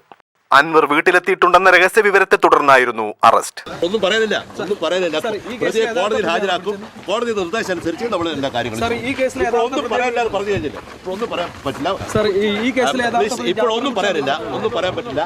പ്രതിയെ കോടതിയിൽ ഹാജരാക്കും. കോടതി നിർദ്ദേശം അനുസരിച്ച് കാര്യങ്ങൾ ഒന്നും ഒന്നും ചോദിക്കാനില്ല. ഒന്നും പറയാനില്ല. അതെ, എല്ലാ കാര്യങ്ങളും കോടതി പ്രതിയെ ഹാജരാക്കുമ്പോൾ ആ കോടതിയുടെ നിർദ്ദേശം അനുസരിച്ച് കാര്യങ്ങൾ മുന്നോട്ട് പോകും. ഒന്നും പറയാനില്ല. ഇപ്പോൾ ഒന്നും പറയാൻ പറ്റില്ല. കൂടുതൽ വിവരങ്ങളുമായി ഞങ്ങളുടെ പ്രതിനിധി ഷബീർ ഷാ ഇപ്പോൾ ലൈനിനുണ്ട്. ഷബീർ ഷാ, എന്താണ് ഇപ്പോഴത്തെ വിശേഷങ്ങൾ? കേരളത്തിലെ ഏറെ കൊല്ലങ്ങൾ സൃഷ്ടിച്ച ഷെയർ മാഫിയയുടെ മുഖ്യപ്രതി ജാഫർ ഒളിവിലായെങ്കിലും അദ്ദേഹത്തിന്റെ PA അൻവറിനെ ഇവിടെ പോലീസ് അറസ്റ്റ് ചെയ്തിരിക്കുകയാണ്. അൻവറിനെ അദ്ദേഹത്തിന്റെ വീട്ടിൽ നിന്നാണ് പോലീസ് അറസ്റ്റ് ചെയ്തിരിക്കുന്നത്. ഏതായാലും നമുക്ക് ഉടൻ തന്നെ ജാഫറിനെ കുറിച്ചുള്ള വിവരങ്ങൾ കിട്ടുമെന്നാണ് പ്രതീക്ഷിക്കുന്നത്. ഒരുപാട് പേർ ഷെയറുകൾ നിക്ഷേപിച്ച ഈ കേസിന്റെ ഒരു പ്രധാന ഒരു ഘടകമാണ് അൻവർ എന്നാണ് ഇപ്പോൾ പോലീസ് പറയുന്നത്. കേരളത്തിലെ വൻകിടക്കാരായ പല ആളുകളും ഇതിൻ്റെ പിന്നിലുണ്ടെന്ന സൂചന നമുക്ക് കിട്ടിയിട്ടുണ്ട്. ഏതായാലും ഈ കേസ് ഒരു വഴിത്തിരിവിലെത്തിയിരിക്കുകയാണ്. ക്യാമറാമാൻ ഷാജാനോടൊപ്പം ഇന്ത്യൻ ടിവിക്ക് വേണ്ടി ഷബീർ ഷാ. സ്വദേശത്തും വിദേശത്തുമായി ആയിരക്കണക്കിന് ആളുകൾ നിക്ഷേപിച്ച കോടികളുമായിട്ടാണ് മുഖ്യപ്രതി ജാഫറും കുടുംബവും ഒളിവിൽ പോയിരിക്കുന്നത്. കമ്പനിയുടെ സംസ്ഥാനത്തെ മുഴുവൻ ഓഫീസുകളും തിരുവനന്തപുരത്തും എറണാകുളത്തും കോഴിക്കോട്ടുമുള്ള ജാഫറിന്റെ വീടുകളും നിക്ഷേപകർ ആക്രമിക്കുകയുണ്ടായി. പ്രതികൾക്കായുള്ള പോലീസിന്റെ ഊർജിതമായ അന്വേഷണത്തിന് താൽക്കാലിക ആശ്വാസമാണ് അൻവറിന്റെ ഈ അറസ്റ്റ്. അതേസമയം മുഖ്യപ്രതികളെ പോലീസ് സംരക്ഷിക്കുന്നു എന്ന ആരോപണം അടിസ്ഥാനരഹിതമാണെന്ന് SP ജനാർദ്ദനൻ പിള്ള ഞങ്ങളോട് പറഞ്ഞു. കമ്പനി തട്ടിപ്പ് പ്രവാസികൾക്ക് കനത്ത ആഘാതമാണ് ഏൽപ്പിച്ചിരിക്കുന്നത്. കൂടുതൽ വിവരങ്ങളുമായി ഞങ്ങളുടെ ലേഖകൻ അലക്സ് ലൈനിലുണ്ട്. അലക്സ്, എന്താണ് ഗൾഫിലെ പുതിയ വിശേഷങ്ങൾ? കേരളത്തിലെ പോലെ തന്നെ ഇവിടെയും ഏറ്റവും കൂടുതൽ ചർച്ചാ വിഷയമായിരിക്കുന്ന ഒരു വിഷയമാണ് പ്രോഫിറ്റ് പ്രൊമോഷൻ കമ്പനിയുടെ ഈ തട്ടിപ്പ് case. Doctors, engineers, businessmen, high professionals തുടങ്ങിയ ഉന്നതന്മാർ ഒത്തിരി പേർ ഈ തട്ടിപ്പിന് ഇരയായിട്ടുണ്ട് ഇവിടെ. മാത്രമല്ല മലയാളികളല്ലാത്ത പ്രവാസികളും ഇതിൽ പെട്ടിട്ടുണ്ട് എന്നുള്ളതാണ് മറ്റൊരു വിചിത്രമായ വസ്തുത. നാട്ടിലെ പോലെ പരാതിയുമായി അധികമാരും ഇവിടെ വരുന്നില്ല എന്നാണ് അറിയാൻ കഴിഞ്ഞിരിക്കുന്നത്. ഉന്നതന്മാരും ഇടത്തരക്കാരും ഒരുപക്ഷെ മാനക്കേട് ഓർത്തിട്ടായിരിക്കും, നാട്ടിലും കുടുംബാംഗങ്ങളിലുമുള്ള മാനക്കേട് ഓർത്തിട്ടായിരിക്കും ഒരുപക്ഷെ പരാതിയുമായി വരാത്തത് എന്നാണ് കരുതുന്നത്. വളരെ കുറച്ച് ആളുകൾ മാത്രമേ ഈ പരാതിയുമായിട്ട് ഇവിടെ മുന്നോട്ട് വന്നിട്ടുള്ളൂ. ഏതായാലും എത്ര കണ്ട് ഈ പരാതിക്ക് പുരോഗതി ഉണ്ടാവും എന്ന് ഇപ്പോൾ പറയാൻ വയ്യ. ഷെയർ തട്ടിപ്പുമായി ബന്ധപ്പെട്ട് അൻവറിന്റെ അറസ്റ്റ് അവിടെ എന്തൊക്കെ പ്രത്യാഘാതങ്ങളാണ് ഉണ്ടാക്കിക്കൊണ്ടിരിക്കുന്നത്? ഈ തട്ടിപ്പിന്റെ ആഘാതം ഏറ്റവും കൂടുതലായി അനുഭവിക്കുന്നത് ഇവിടുത്തെ താഴേക്കിടയിലുള്ള ആളുകളാണ്. ഇതുമായി ബന്ധപ്പെട്ട് തന്നെ ഇവിടെ 3 ആത്മഹത്യകളാണ് റിപ്പോർട്ട് ചെയ്തിരിക്കുന്നത്. വരും ദിനങ്ങളിൽ തട്ടിപ്പിനോടനുബന്ധിച്ചുള്ള ദുരന്തങ്ങൾ വർദ്ധിക്കാനാണ് സാധ്യത എന്നാണ് ഇവിടുത്തെ നിരീക്ഷകർ വിലയിരുത്തുന്നത്. ഗൾഫിലെ നിയമം വെച്ച് അവിടെ ഗവൺമെന്റ് തലത്തിൽ എന്തെങ്കിലും നടപടികൾ വരാൻ സാധ്യതയുണ്ടോ അലക്സ്? അതായത് കേരളത്തിൽ നടന്ന ഒരു തട്ടിപ്പ് കേസായതുകൊണ്ട് ഇവിടുത്തെ ഗവൺമെന്റിന് ഇതിൽ ഒന്നും തന്നെ ചെയ്യാൻ സാധിക്കില്ല എന്നാണ് അറിയാൻ കഴിഞ്ഞിട്ടുള്ളത്. അതേസമയത്ത് ഇതിലെ പ്രതികൾ ആരെങ്കിലും ഇവിടെ ഒളിച്ചു താമസിക്കുന്നുണ്ടെങ്കിൽ ഇവിടുത്തെ ഗവൺമെന്റിന്റെ സഹായത്തോടു കൂടി അവരെ ഇന്ത്യക്ക് കൈമാറാൻ സാധിക്കുന്നതാണ്. പ്രവാസികളുടെ നിക്ഷേപം സ്വീകരിച്ച അഷ്റഫ് ഗൾഫിലേക്ക് കടന്നതായി സൂചനയുണ്ട്. അഷ്റഫിനെ കുറിച്ച് വല്ല വിവരവും ലഭിച്ചിട്ടുണ്ടോ? അതിനെക്കുറിച്ച് ഇപ്പോൾ വ്യക്തമായി ഒന്നും പറയാൻ സാധിക്കില്ല. ജനങ്ങൾക്കിടയിൽ പല ഊഹാപോഹങ്ങളും നിലനിൽക്കുന്നുണ്ട്. അഷ്റഫ് എന്ന വ്യക്തി ഇവിടെ ദുബായിൽ എവിടെയോ ഒളിച്ചു താമസിക്കുന്നുണ്ട് എന്നാണ് ജനങ്ങൾക്കിടയിലുള്ള മറ്റൊരു സംസാരം. ഒരുപക്ഷെ അതെല്ലാം നിഗമനങ്ങൾ മാത്രമായിരിക്കാം. പ്രതിയെക്കുറിച്ച് എന്തെങ്കിലും സൂചന ലഭിക്കാതെ ഇപ്പോൾ ഒരു നടപടിയും സ്വീകരിക്കാൻ സാധ്യമല്ല. അല്പസമയം മുമ്പാണ് അൻവറിനെ പോലീസ് അറസ്റ്റ് ചെയ്തത്. ഇന്ന് പോലീസ് കസ്റ്റഡിയിൽ വെച്ചതിനു ശേഷം നാളെ കോടതിയിൽ ഹാജരാക്കുമെന്നാണ് ഇപ്പോൾ അറിയാൻ കഴിഞ്ഞത്. ഷെയർ തട്ടിപ്പുമായി കൂടുതൽ വാർത്തകൾ വന്നുകൊണ്ടിരിക്കുകയാണ്. ഇനി മറ്റു വാർത്തകളിലേക്ക്. ജാഫറിനെ പിടികൂടുന്നതുവരെ ഞങ്ങളുടെ കയ്യിലുള്ള പ്രധാന ആയുധം നീയാ. ആഭ്യന്തരമന്ത്രിക്കും ഐജിക്കും മാത്രമല്ല, രാവിലെയും ഉച്ചക്കും വൈകുന്നേരവും എന്നെ വന്ന് ചൊറിയുന്ന TV-ക്കാർക്കും പത്രക്കാർക്കും എന്തെങ്കിലും വിവരങ്ങൾ കൊടുത്തോണ്ടിരിക്കണം. അതും പുതിയ വിവരങ്ങൾ. അതിനാണ് നിന്നെ കോടതിയിൽ നിന്ന് പോലീസ് കസ്റ്റഡിയിൽ വാങ്ങിയത്. ചോദ്യങ്ങൾക്ക് സത്യസന്ധമായ മറുപടി പറയുന്നതായിരിക്കും ഇപ്പോഴത്തെ അവസ്ഥയിൽ നിനക്ക് നല്ലത്. അതല്ല, ഈ നിൽക്കുന്ന പോലീസുകാരുടെ കൈക്കരുത്ത് മനസ്സിലാക്കിയിട്ടേ നിന്റെ വായിന്ന് വല്ലതും വീഴുന്നുണ്ടെങ്കിൽ ഉരുട്ടാനുള്ള ഉലക്കയും മറ്റു സൗകര്യങ്ങളും ഈ പോലീസ് സ്റ്റേഷനിൽ ഉണ്ടെന്നുള്ള കാര്യം നീ മറക്കണ്ട.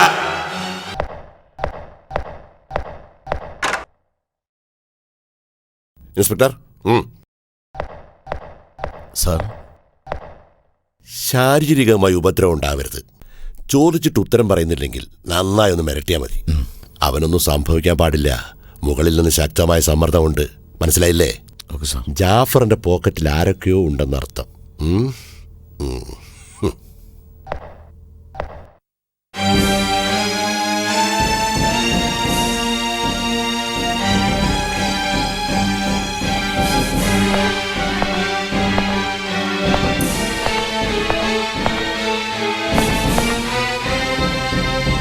പരാതിയൊക്കെ ഭംഗിയായിട്ടുണ്ട് സാർ. ആരും പരാതിപ്പെടാത്തത് കൊണ്ടാണ് കേസെടുക്കാത്തെന്ന TV-ക്കാരോട് SP സാർ പറഞ്ഞത്. കേസുമായി മുന്നോട്ട് പോയാൽ വക്കീൽ ഫീസും കോടതി ചെലവുമായി 1000-ഉം 10,000-ഉം ഒക്കെ ഇറക്കിക്കൊണ്ടേയിരിക്കേണ്ടി വരും. അതിനുള്ള വകുപ്പുണ്ടോ കയ്യിൽ?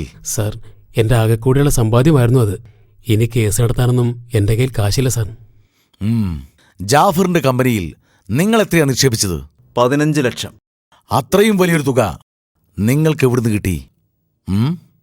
നിങ്ങൾക്കെന്താ ജോലി? ഞാൻ വില്ലേജ് ഓഫീസറാണ്.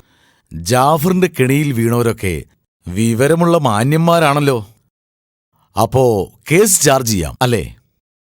പക്ഷേ ഇത്രയും വലിയ തുക നിങ്ങൾക്ക് എവിടുന്ന് കിട്ടിയെന്ന് ഗവൺമെന്റ് എൻഫോഴ്സ്മെന്റ് കൊണ്ട് അന്വേഷിപ്പിക്കും. ഉത്തരം പറയാൻ കഴിയോ? ഞാൻ എൻ്റെ പരാതി പിൻവലിക്കുകയാണ് സർ.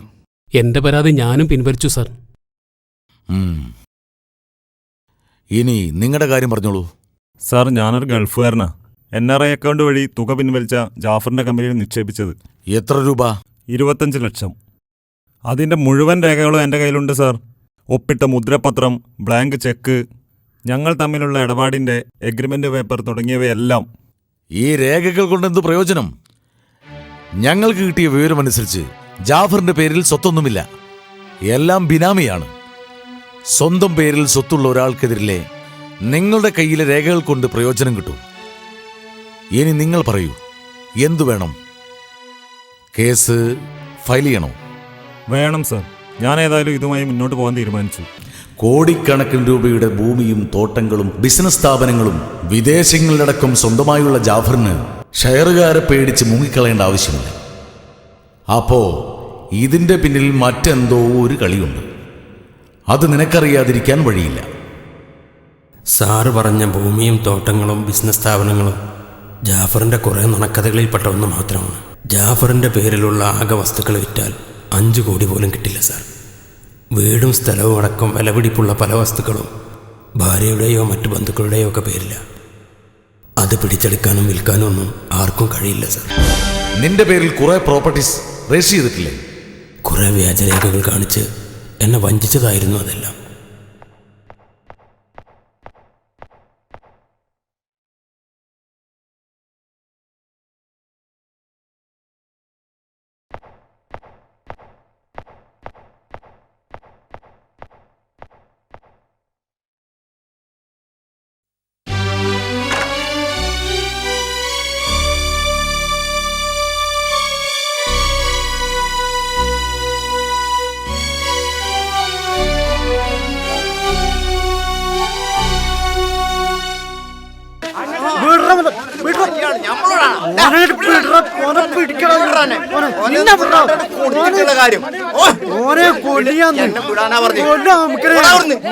കച്ചവടത്തില് കൃത്യമായിട്ട് ലാഭം കിട്ടിയത് പോകുന്ന എന്റെ പൈസ മുഴുവൻ ജാഫറിന്റെ കമ്പനി കൊണ്ടുപോയി ഇടിച്ച ആമുക്കവൻ.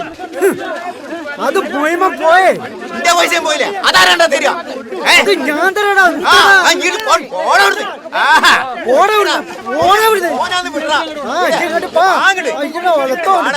ആ ഇവിടെ ഉണ്ടായിരുന്ന ആ ഒരു 3-4 പണ്ടങ്ങളെ എന്തെങ്കിലും അത്യാവശ്യം വരുമ്പോൾ ഉപയോഗിക്കാമെന്ന് വിചാരിച്ച് വെച്ചത്. കഷ്ടിച്ചിങ്ങനെ കഷ്ടപ്പെട്ട് മുന്നോട്ട് പോകുക. അതിൻ്റെ ഇടയ്ക്കാണ് ഇപ്പം ഈ ഒരു ബന്ധുക്കാരൻ ബന്ധുങ്ങളുടെ ഇത് ഇങ്ങനെ കൊണ്ടുപോയി നിക്ഷേപിച്ചാൽ ലാഭം കിട്ടും എന്നൊക്കെ പറഞ്ഞ് ആ അടിസ്ഥാനത്തിലൊക്കെ കൊണ്ടുപോയിട്ട് ഇപ്പോൾ ബന്ധുക്കാരനുമില്ല, പണ്ടുമല്ല, ഒന്നുമില്ല. ഇനിയിപ്പോൾ എന്താണ് ചെയ്യാന്ന് വിചാരിച്ച് നിൽക്കുക. കേസ് കൊടുത്തു. കേസ് കൊടുത്തിട്ട് എന്താ കുറേ വക്കീലന്മാർക്ക് തിന്നാൻ കൊടുക്കുക എന്നല്ലാതെ ഇപ്പോൾ അതുകൊണ്ടൊന്നും ഒരു കാര്യമില്ല. വീടിൻ്റെ ആധാരം വീട്ടിൽ കടപ്പാടം വരെ നഷ്ടപ്പെടേണ്ട അവസ്ഥ ഇപ്പം ഉണ്ടായിട്ടുള്ളത്. എൻ്റെ വീട്ടുകാർ വരെ ഒഴിവാക്കേണ്ട അവസ്ഥ. വീട് ജപ്തി ചെയ്യേണ്ട അവസ്ഥ വരെ ഉണ്ടായിട്ടുള്ളത്. ആരോടത് പറയാം? എൻ്റെ ആകെയുള്ള പെണ്ണുങ്ങൾ വരെ തെറ്റിപ്പോയി. എൻ്റെ വീട്ടുകാരെല്ലാവരും കൊണ്ട് ഒഴിവാക്കി. ആകെ ഉണ്ടായിരുന്ന ഒരു കടയും പെങ്ങളെ കെട്ടിക്കാൻ വെച്ച കാശും പിന്നെ നാട്ടുകാരിൽ നിന്നൊക്കെ കടം മേടിച്ച കാശും കൂടിയിട്ട് അവന് കൊടുത്തത്. അതൊക്കെ ആയിട്ട് പോയില്ലേ. ഞാൻ എന്താ ചെയ്യുക? ഇപ്പോൾ എൻ്റെ കയ്യിൽ ആകെ ഉള്ളത് ഈ പാസ്പോർട്ടാണ്. ഇതായിട്ട് വീട്ടിൽ പോയിട്ട് എന്താ കാര്യം? അവിടെ പട്ടിണിയായിട്ട് കുട്ടികൾ. എനിക്കൊന്നും മനസ്സിലാവണില്ല. കുറേ കാലമായി, 10-15 വർഷമായിട്ട് ഇവിടെ കഷ്ടപ്പെട്ട കാശാ. ഇനിയിപ്പോൾ വീണ്ടും ഇതൊക്കെ ഉണ്ടാക്കി വരികയെന്ന് വെച്ചാൽ. കേരളത്തിൽ ഏറെ വിവാദപരമായ പ്രോഫിറ്റ് പ്രൊമോഷൻ കമ്പനിയുടെ തട്ടിപ്പുകളുടെയും വെട്ടിപ്പുകളുടെയും ഉള്ളറകളിലേക്ക് ചെന്ന് ഞങ്ങൾ നടത്തിയ അന്വേഷണത്തിന്റെ അവസാനത്തെ എപ്പിസോഡാണ് ഇന്ന് നിങ്ങൾക്ക് മുന്നിലുള്ളത്. പ്രോഫിറ്റ് പ്രൊമോഷൻ കമ്പനിയുടെ MD ആയിരുന്ന കാണാതായ ജാഫറിന്റെ ബാല്യകാല സുഹൃത്തും പാർട്ട്ണറുമായിരുന്ന ശ്രീ യൂനുസ് ഇന്ന് നമ്മോടൊപ്പമുണ്ട്. നമസ്കാരം ശ്രീ യൂനുസ്. നമസ്കാരം. പ്രോഫിറ്റ് പ്രൊമോഷൻ കമ്പനിയുടെ തട്ടിപ്പുകളെയും വെട്ടിപ്പുകളെയും കുറിച്ച് ഞങ്ങൾ നടത്തുന്ന ഈ പരമ്പര താങ്കളുടെ ശ്രദ്ധയിൽപ്പെട്ടിട്ടുണ്ടാകുമെന്നാണ് ഞങ്ങൾ വിശ്വസിക്കുന്നത്. താങ്കൾക്ക് പ്രേക്ഷകരോട് എന്താണ് പറയാനുള്ളത്? കേരളത്തിൽ ഇതിനു മുമ്പ് ഒരുപാട് തട്ടിപ്പ് കേസുകളും ഷെയർ തട്ടിപ്പുകളും വിവിധ സാമ്പത്തിക ഇടപാടുകൾ ഉള്ള കേസുകൾ നടന്നിട്ടുണ്ട്. അതൊക്കെ ഇന്ന് അന്വേഷണത്തിലും കോടതിയിലൊക്കെ കിടക്കുന്നുണ്ട്. അതിലെ പ്രതികൾ ഇന്ന് ഒളിവിലായിട്ടോ തടവിലായിട്ടോ ഒക്കെ കഴിയുന്നുണ്ട്. ഒരുപക്ഷെ ആ അന്വേഷണങ്ങളും കേസും മറ്റും അതിൻ്റെ വഴിക്ക് അങ്ങനെ നീങ്ങിക്കൊണ്ടിരിക്കുന്നതല്ലാതെ അതിലപ്പുറം ഒരു ഇതിലിടപെട്ട വ്യക്തികൾ അല്ലെങ്കിൽ ഇതിൽ കക്ഷികളായ വ്യക്തികളെ സംബന്ധിച്ചിടത്തോളം ഒരു പ്രതീക്ഷയില്ലാത്ത അവസ്ഥയാണിപ്പോൾ.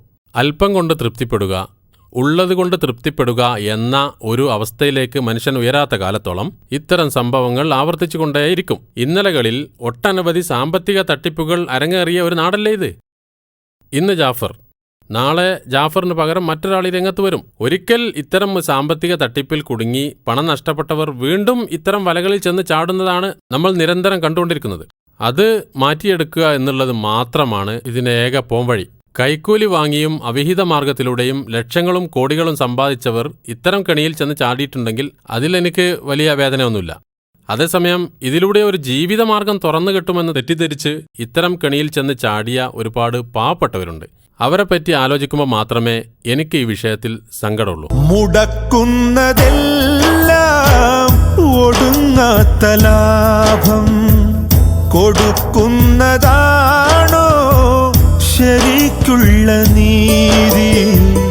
മുടക്കിയതെല്ലാം കരം വിട്ടു പോകും.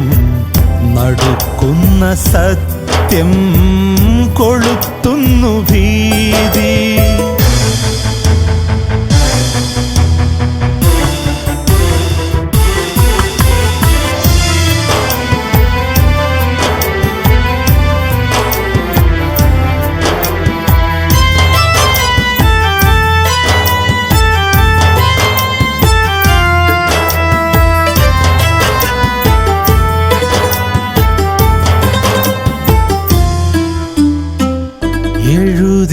എഴുതിയതെല്ലാം ചതിയുടെ വാക്യം, പറഞ്ഞവയെല്ലാം പൊളിവചനങ്ങൾ. എഴുതിയതെല്ലാം ചതിയുടെ വാക്യം, പറഞ്ഞവയെല്ലാം പൊളിവചനങ്ങൾ. അറിഞ്ഞവർക്കെല്ലാം അറിയാത്ത ഭാവം, അറിവുള്ളവർ